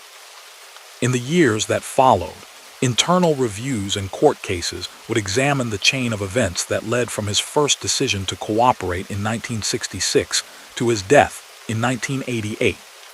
Judges, in written opinions, would criticize the government's handling of sensitive documents in earlier Gotti prosecutions, noting that the inclusion of material identifying Johnson as a source had placed him at grave risk. Congressional hearings and media investigations into the FBI's use of informants would cite his case as a cautionary example of the dangers such individuals faced when bureaucratic systems failed. In the immediate wake of his death, however, the focus rested on the crime itself and its implications. Reporters who covered organized crime quickly picked up the story. Newspaper articles identified him as a reputed former Gambino associate, and citing unnamed law enforcement sources as a one-time informant against the family. His mixed heritage, a point of distinction in his underworld career, was noted in some accounts.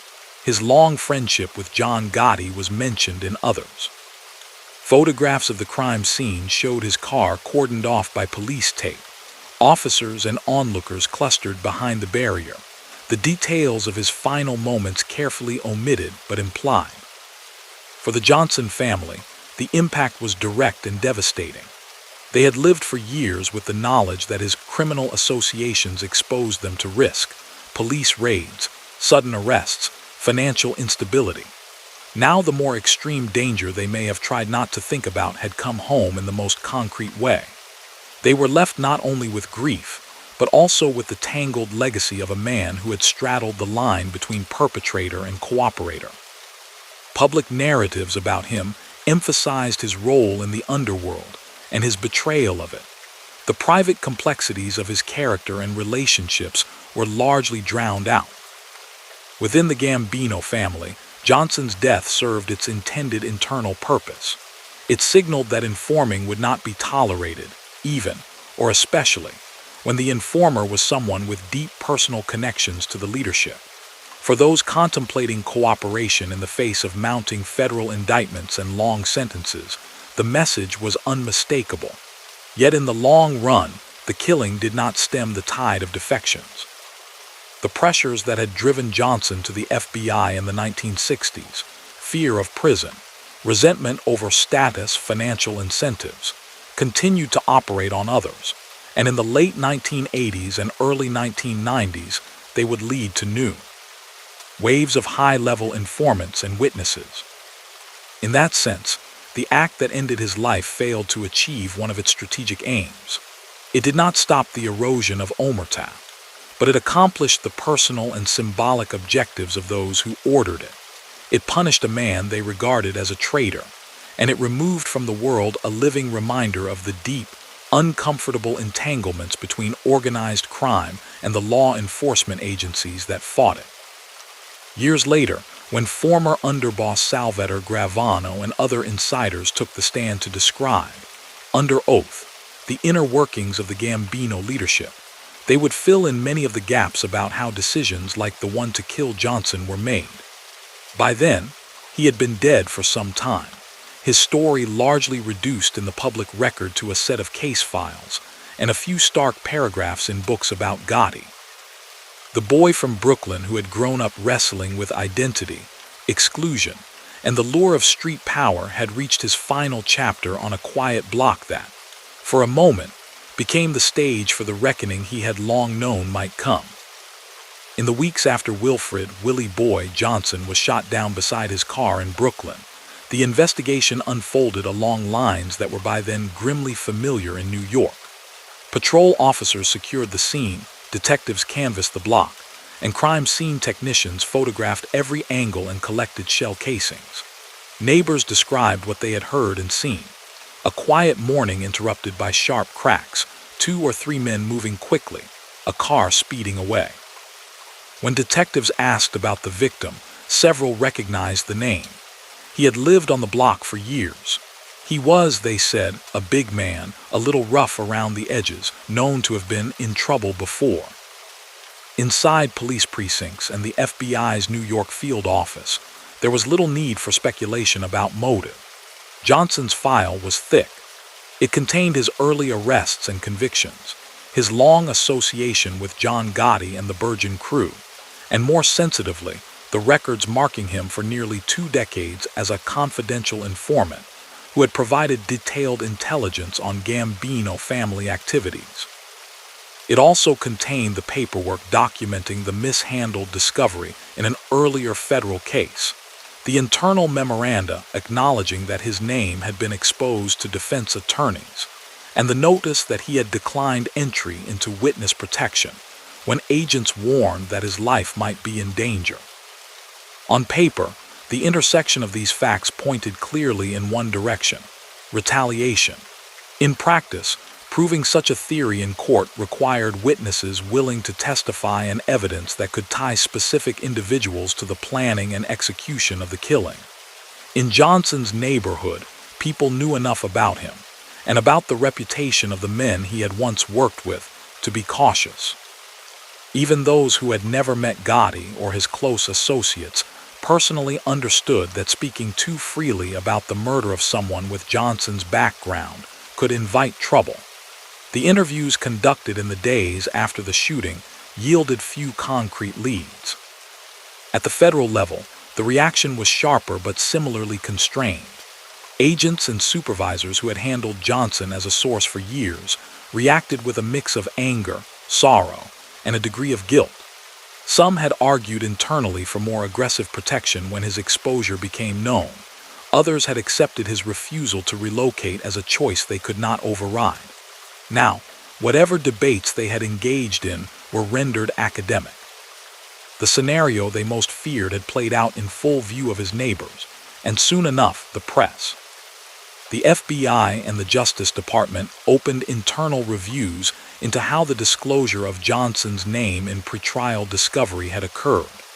The chain of custody for the offending reports was reconstructed, which field office had produced them, how they had been redacted or not redacted, who had approved their inclusion in the packet turned over to the defense. The conclusion, as later summarized in court opinions and public discussions, was not that prosecutors or agents had deliberately put Johnson at risk, but that a serious error had been made in failing to remove his name from documents that clearly identified him as an informant. In a federal court opinion some years later, a district judge reviewing motions in a subsequent Gotti case would describe the government's handling of that discovery as deeply troubling. The judge noted that by naming Johnson as a source in materials turned over to defense counsel, the prosecution had exposed him to lethal danger. The opinion stopped short of labeling the conduct so outrageous as to require dismissal of charges, but it underscored the seriousness of the mistake and the human cost it had exacted. Johnson's death, in this legal framing, was not an abstract consequence. It was a direct and foreseeable result of inadequate safeguards in managing sensitive evidence. Meanwhile, the murder itself remained officially unsolved. No one was arrested or charged in connection with the shooting. On the street, as in law enforcement circles, there was little doubt that the order had come from high within the Gambino family, and that the killers had been chosen from among men trusted to carry out such tasks without hesitation and without indiscretion. But in the absence of physical evidence tying specific individuals to the crime, and facing a wall of silence from potential witnesses, detectives had little to bring before a grand jury. The narrative of Johnson's killing and its place in the broader story of the Gotti era would be filled in years later by a different kind of insider. In 1991, Salvatore "Sammy the Bull" Gravano, Gotti's underboss and one of the most feared and respected enforcers in the Gambino family, agreed to cooperate with the federal government. Facing his own racketeering and murder charges, and disillusioned by what he saw as Gotti's self-destructive public swagger, Gravano provided prosecutors with an unprecedented look at the inner workings of the family's leadership. Among the many topics he covered in debriefings and later courtroom testimony was the fate of Willie Boy Johnson. According to Gravano's account, Gotti and his top lieutenants had discussed Johnson's situation explicitly. They were aware that his name had appeared in FBI reports used in earlier prosecutions, and they accepted that he had been a long-term source of information. Gravano described conversations in which Johnson was referred to as an informer, and in which the need to address his betrayal was framed as both a matter of principle and a practical necessity. Gotti, in Gravano's telling, ultimately gave the order for Johnson to be killed, and trusted soldiers were assigned to plan and carry out the attack. These claims, while never tested in a trial specifically focused on Johnson's murder, fit with what investigators had long suspected. They were consistent with the timing of the shooting, with the method used, and with the pattern of Gambino responses to perceived betrayal. For historians and journalists piecing together the story of Johnson's life and death, Gravano's insider narrative provided an important corroborating layer to the circumstantial and documentary evidence already available. It transformed what had been, in formal terms, an unsolved homicide into a case that, in the court of historical analysis, could be more firmly linked to Gotti's leadership. By the time Gravano took the witness stand in 1992 to testify against Gotti in a major racketeering and murder trial in federal court in Brooklyn, Johnson had been dead nearly 4 years. The charges in that case focused on other killings, most prominently the assassinations of Paul Castellano and Thomas Bilotti outside Sparks Steakhouse in 1985, as well as on a constellation of conspiracies and racketeering acts that painted a comprehensive picture of Gotti's rule. Yet Johnson's name surfaced in the background. Prosecutors and agents, in building the larger narrative of Gotti's ascent and the methods by which he wielded power, did not ignore the fact that a man who had once been close to him, and who had later cooperated with the FBI, had been gunned down after his informant status was revealed. The trial ended with a sweeping conviction. Gotti was found guilty on all counts and later sentenced to life in prison without the possibility of parole. For law enforcement, the verdict marked the culmination of years of work, much of it built on the sophisticated use of RICO, extensive electronic surveillance, and the recruitment of high-level insider witnesses like Gravano. In this victory lap, Johnson's contributions were not front and center. The figure most associated in the public mind with Gotti's downfall was Gravano, whose vivid testimony about murders and meetings captured headlines. Yet within the quieter corridors of FBI and prosecutorial offices, there was an awareness that Johnson's long career as an informant had laid some of the groundwork for what came later. His reports from the 1960s and 1970s had helped agents understand the Gambino structure, the personalities of key players, and the financial and operational systems that underpinned the family's power. He had identified rising figures, including Gotti, before they became household names. His detailed descriptions of the Virgin crew's activities fed into the institutional knowledge that allowed later investigators to move quickly when new opportunities, like the bugging of the Rave Night, arose. The paradox was stark. The same government that now celebrated the successful prosecution of Gotti had, years earlier, mishandled its obligations to protect Johnson as a source. His murder was not an unintended side note to the story of organized crime's decline. It was one of the prices paid along the way. In internal discussions and in occasional public comments, senior law enforcement officials acknowledged this. They pointed to changes implemented after Johnson's death, stricter procedures for redacting informant information in discovery materials, enhanced training for prosecutors and agents on source protection, and more careful balancing of defendants' rights to evidence against the need to safeguard lives. Johnson's case became part of the teaching material used in instructing new agents and young prosecutors working on organized crime and other complex conspiracies. It was cited, sometimes in stark terms, as an example of how a single overlooked name in a stack of files could have lethal consequences. These discussions were not only about operational detail, they touched on questions of ethics and responsibility. When the state recruits individuals from criminal worlds, promising leniency or other benefits in exchange for cooperation, what duties does it assume toward them if they are exposed? How much risk is acceptable in pursuit of broader public safety goals? Johnson's fate forced such questions out of the abstract and into the concrete. Outside the world of law and law enforcement, his legacy took a different shape. In the flood of books, documentaries, and newspaper series that followed Gotti's rise and fall, Johnson typically appeared as a secondary figure, a vivid supporting character rather than a central protagonist.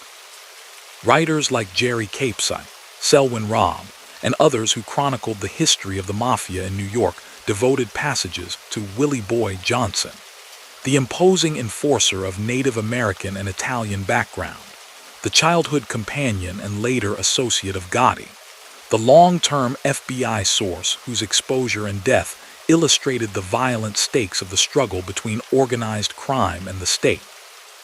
These accounts emphasize the contradictions that had defined his life. He was portrayed as genuinely feared on the street, a man who had made his name through uncompromising enforcement, yet also as someone who, for reasons that combined self-interest, resentment, and survival instinct, had turned to the very authorities his peers despised. Some writers stress the irony that, even as he betrayed Gambino's secrets to the FBI, he continued to commit crimes and to use intimidation against borrowers and bookmakers. Others highlighted the structural barriers he faced, his mixed heritage in a system that privileged Italian paternal descent, the limited legal opportunities available to a poorly educated man from a marginalized background, and the way those factors fed into both his embrace of underworld work and his eventual decision to cooperate. Over time, the public image of Johnson settled into a familiar shape. He was a symbol of the gray zone where criminality and cooperation overlapped. For some in law enforcement, he remained a cautionary tale about the personal risks informants accept and the institutional obligations that follow.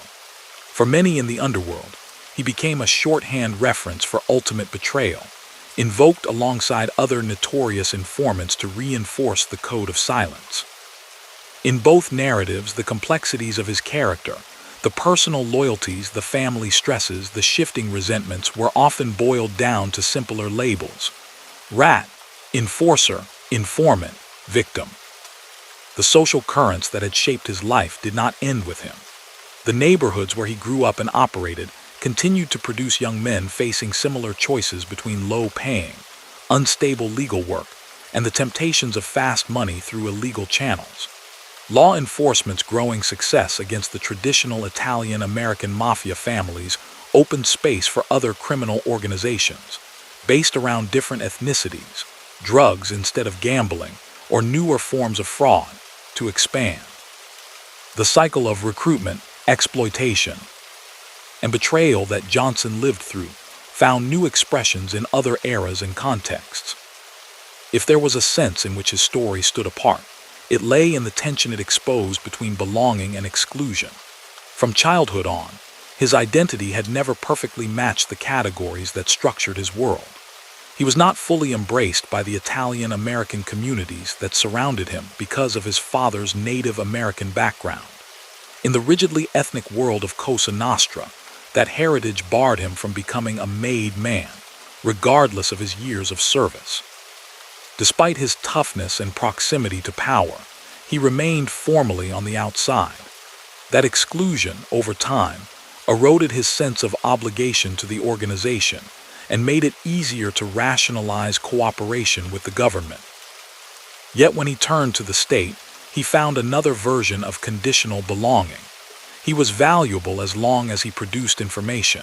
He was paid and protected to a degree, but his status was never equal.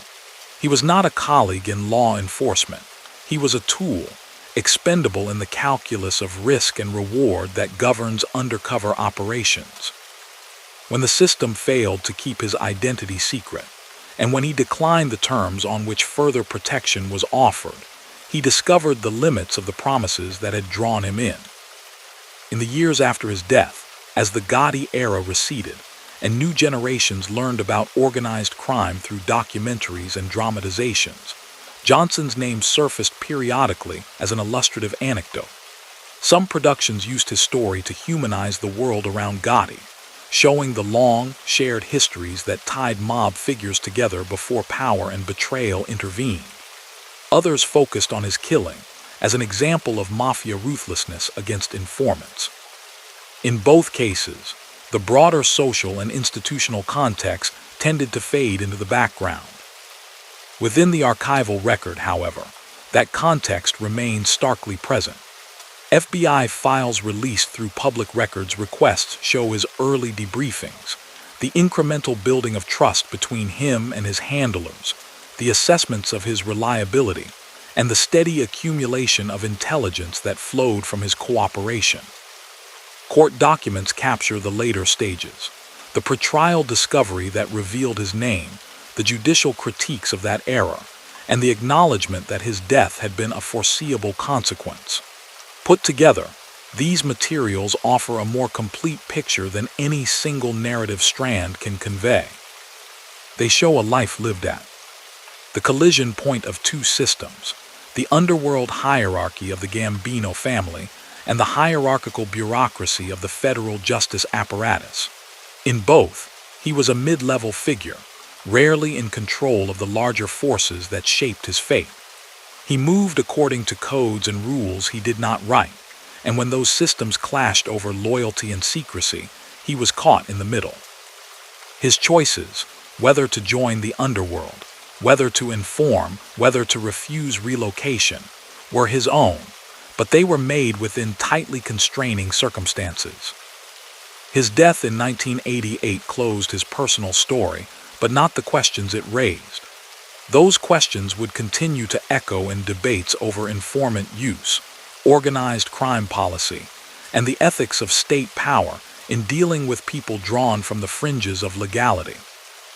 Johnson's life, viewed with the benefit of hindsight, becomes less a tale of a single notorious figure, and more a prism through which to examine the broader tensions of his era, between poverty and opportunity, ethnicity and belonging, law and lawlessness, and the human costs that accumulate when those tensions are managed through secrecy, coercion, and violence, rather than through more inclusive forms of justice and social support. Looking back now, decades after the last FBI file on Wilfred "Willie Boy" Johnson was closed and stored away, the outline of his life appears at once simple and tangled. On paper, he was the kind of man official systems know how to classify: a Brooklyn-born felon with a thick arrest record, a Gambino family associate, a federal informant, a homicide victim. Each of those labels carries a grain of truth. None of them, on its own, explains how a boy born in 1935 to a poor family on the racial and social margins of his neighborhood ended up at the center of a long, hidden struggle between the most powerful crime family in New York and the federal government. The historical record that lets us reconstruct his story is scattered across police reports, FBI memoranda, court filings, and the recollections of men who lived on both sides of the underworld divide. His early years appear in fragments: a note here that he dropped out of school, an arrest there for a street robbery, a mention in a prosecutor's summary that he was illiterate or nearly so.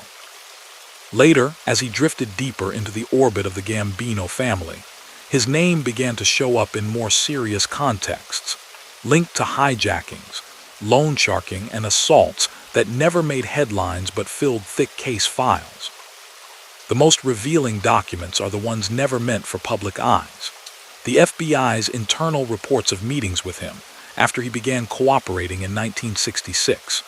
Those files, many of them later released in redacted form through Freedom of Information Act requests or attached to court proceedings, show a man who knew the geography of Gambino territory in Queens and Brooklyn block by block. He could point agents to the Virgin Hunt and Fish Club in Ozone Park and explain who sat where, who deferred to whom, who controlled which rackets. He could describe the trucking yards and airport loading docks where hijacking crews looked for opportunities, the bars where bookmakers took calls, the apartments and back rooms where cash changed hands. These reports are clinical in tone. They reduce life to bulletins: who was present, what was said, what it might mean. They do not record the pauses, the hesitations, the ways his voice may have shifted as he spoke about men he had grown up with, who now trusted him with their secrets even as he passed those secrets along. But pieced together, they make clear how deeply he was embedded in the Gambino structure at the street level, and how central his cooperation was to the FBI's understanding of that world across 3 different presidential administrations. Historians and journalists have filled in the gaps these documents leave. Writers who chronicled the rise and fall of John Gotti and the Modern History of the Mafia in New York interviewed retired agents, former prosecutors, and later, high-ranking cooperators like Salvatore, Sammy the Bull Gravano. From those conversations emerged a more textured portrait of Johnson, a large, physically intimidating man of mixed Native American and Italian heritage, quick-tempered, often crude in his manners, deeply loyal in his own way to the friends of his youth, and perpetually frustrated by a ceiling he could not break through.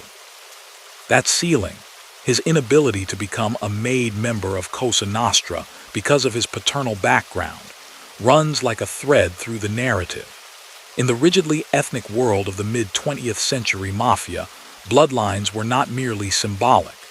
They determined who could be formally initiated, who could attend secret ceremonies, who could expect certain protections if conflicts arose. By every measure of performance, enforcement work, willingness to face prison, years of service, Johnson fit the profile of a man who might have been rewarded with full membership. By the rules of the organization, he never could be. He lingered instead in a permanent associate status, vital enough to be used in dangerous jobs, peripheral enough to be dispensed with when convenient.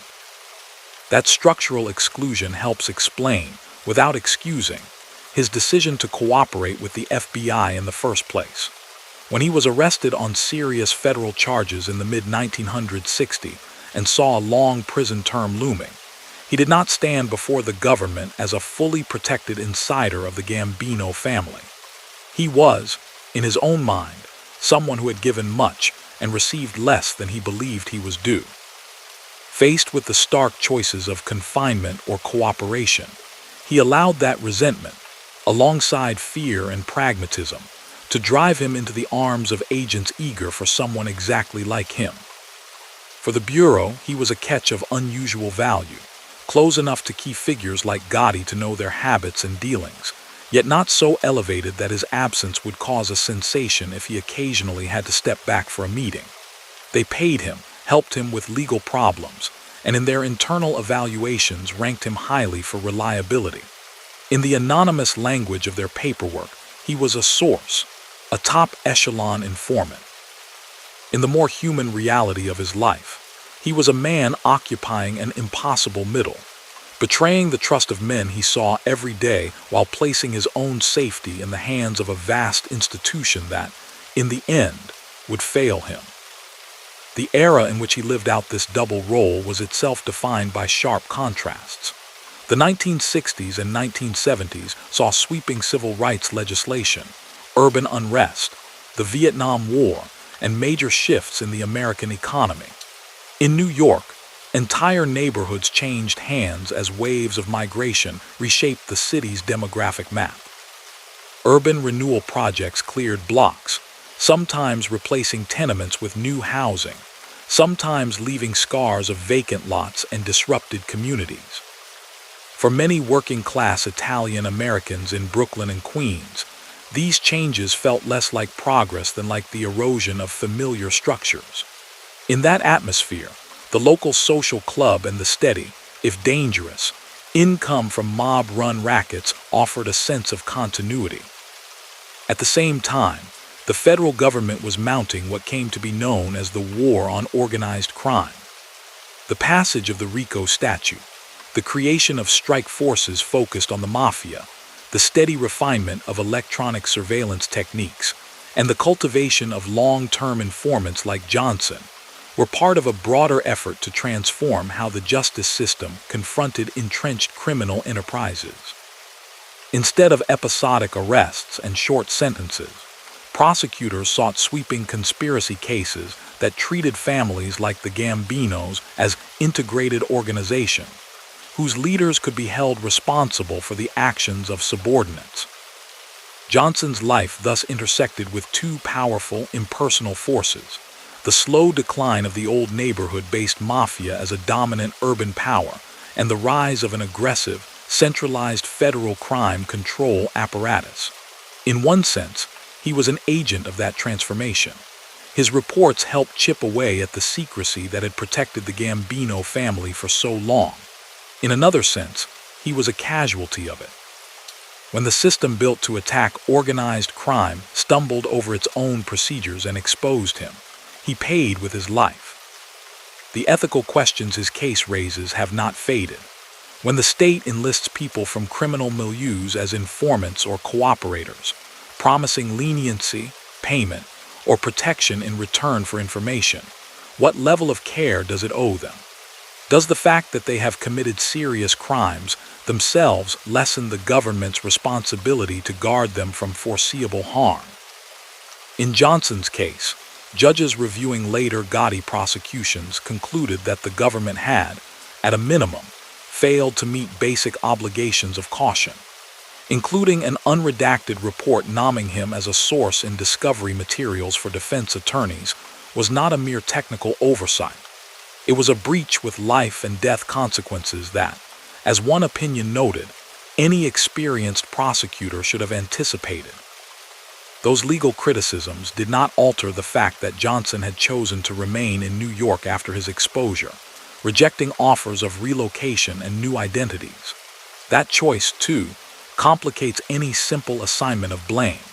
It reflected his stubborn attachment to his home city, his reluctance to uproot his family, and his own residual embrace of the street code that equated flight with weakness. It also reflected his anger at being placed in that position at all.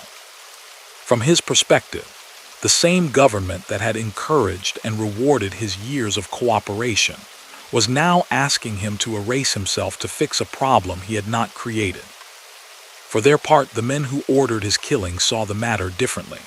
In their worldview, whatever the path that had led him there, he had crossed the one line the Mafia could not rhetorically afford to tolerate. He had spoken, repeatedly and in detail, to law enforcement about internal affairs. Once they believed that other considerations, childhood friendships, past favors, even the fact that he was no longer an active informant, fell away. Their calculation was brutal and, in their own terms, simple. To preserve authority and enforce the code of silence, he had to die. The consequences of that decision rippled outward in ways they likely did not intend. His death became part of the narrative that would, in time, help convict John Gotti and dismantle much of what remained of the Gambino family's old power. When Gotti's own underboss, Gravano, broke ranks and testified, he did so in a climate where the reality of lethal retaliation for informants was no longer theoretical. Men like Gravano had watched what happened to Johnson. Their decision to cooperate despite that danger underscored a shift that even the harshest enforcement of omerta could not fully reverse. The state's investigative tools and sentencing structures had made long-term silence increasingly costly, and the lure of protection and reduced punishment more appealing to many key figures. After Gotti's conviction and sentencing to life in prison in 1992, and after the convictions of other bosses in the commission case, the old configuration of New York's Mafia families never fully recovered. They did not disappear, and organized crime in various forms persisted. But the era when a Carlo Gambino or a Paul Castellano could preside over vast, relatively stable criminal empires gave way to a more fragmented landscape. Other criminal organizations, often tied to narcotics trafficking or more fluid forms of fraud, filled spaces once dominated by the five families. The social clubs that had anchored underworld life in neighborhoods like Ozone Park and East New York shuttered or transformed into ordinary storefronts. In that changed environment, the memory of figures like Johnson risks fading into a blur of names in overstuffed books about the mob. Yet his life retains a particular relevance for anyone trying to understand not only how organized crime operated in its heyday, but also how institutions of law and justice responded, and what those responses cost, not just to abstract notions of civil liberties, but to individual human beings caught between systems. His story highlights the ways in which race and ethnicity shaped opportunity and status, even within illegal enterprises that advertised themselves as egalitarian to those willing to take risks. His father's Native American heritage, barely noted in most official documents except as a line in a physical description, barred him from full membership in the only career ladder that seemed open to him as a young man in mid-century Brooklyn. The anger that exclusion bred did not drive him toward lawful alternatives. It pushed him toward a different kind of bargain with authority, one whose terms were never clearly laid out and whose enforcement ultimately failed. His story also underscores the ambivalence with which American society views informants more broadly. On one hand, they are essential to penetrating secretive, violent organizations. On the other, they are often themselves participants in serious wrongdoing, and their cooperation forces uncomfortable compromises, reduced sentences, financial support, and in some cases, tolerance of continued lower-level criminality in exchange for intelligence on higher-ups. These compromises can erode public trust when they come to light. They can also, as in Johnson's case, create a class of people who live in a permanent state of exposed vulnerability, dependent on the discretion and competence of the very institutions they are helping. In the final accounting, Wilfred Johnson was neither a hero nor a simple villain. He was a man shaped by poverty, prejudice, and the limited horizons of his youth, a violent enforcer who inflicted fear and harm on others, a long-term cooperator whose information helped weaken powerful criminal networks, and finally, a casualty of the collision between those worlds. His death on a Brooklyn sidewalk in 1988 closed one small chapter in the larger saga of New York's Underworld, but the threads of his life run backward and forward through that history. Backward to the tenement blocks where immigrant families and marginalized communities jostled for space and opportunity, and where boys learned early that fists and bravado could sometimes substitute for formal credentials. Forward to the debates over how far the state should go in recruiting and relying on insiders to dismantle criminal organizations, and to the continuing evolution of organized crime itself in a changing city. If we return, in imagination, to that late summer morning when he stepped from his front door toward his car, we can see not only the tragedy of an individual fate, but the end point of a long, often invisible chain of decisions made in cramped offices, smoky back rooms, and interrogation rooms over the span of more than 50 years. By the time the shots were fired, the outcome had been made likely by forces far larger than any single person. Economic structures that offered few legitimate paths upward, ethnic hierarchies that delimited belonging, institutional practices that balanced source protection against prosecutorial advantage, and an underworld code that equated speech with treason. Telling his story in full does not redeem the harm he did, nor does it absolve the institutions that mishandled their duty of care. What it can do is illuminate the complexity of an era when the boundaries between law and lawlessness were often patrolled by men like him, plain-spoken, deeply flawed, simultaneously instruments and victims of systems they did not design. In that complexity lies the true weight of his life and death, and the broader history into which they fit. And as the night settles once more over the silent empires, we step away from the divided world of Wilfred "Willie Boy" Johnson, a life lived between loyalty and secrecy, strength and silence. His story lingers softly, a reminder that some of the heaviest burdens are carried quietly, far from the light. If this journey helped you relax or drift toward sleep, remember to like the video, subscribe, and share your city and the time you're listening in the comments. Your support keeps these quiet stories alive. Now let your breathing slow, let the silence close in gently, and allow the echoes of history to guide you softly into the night. Good night.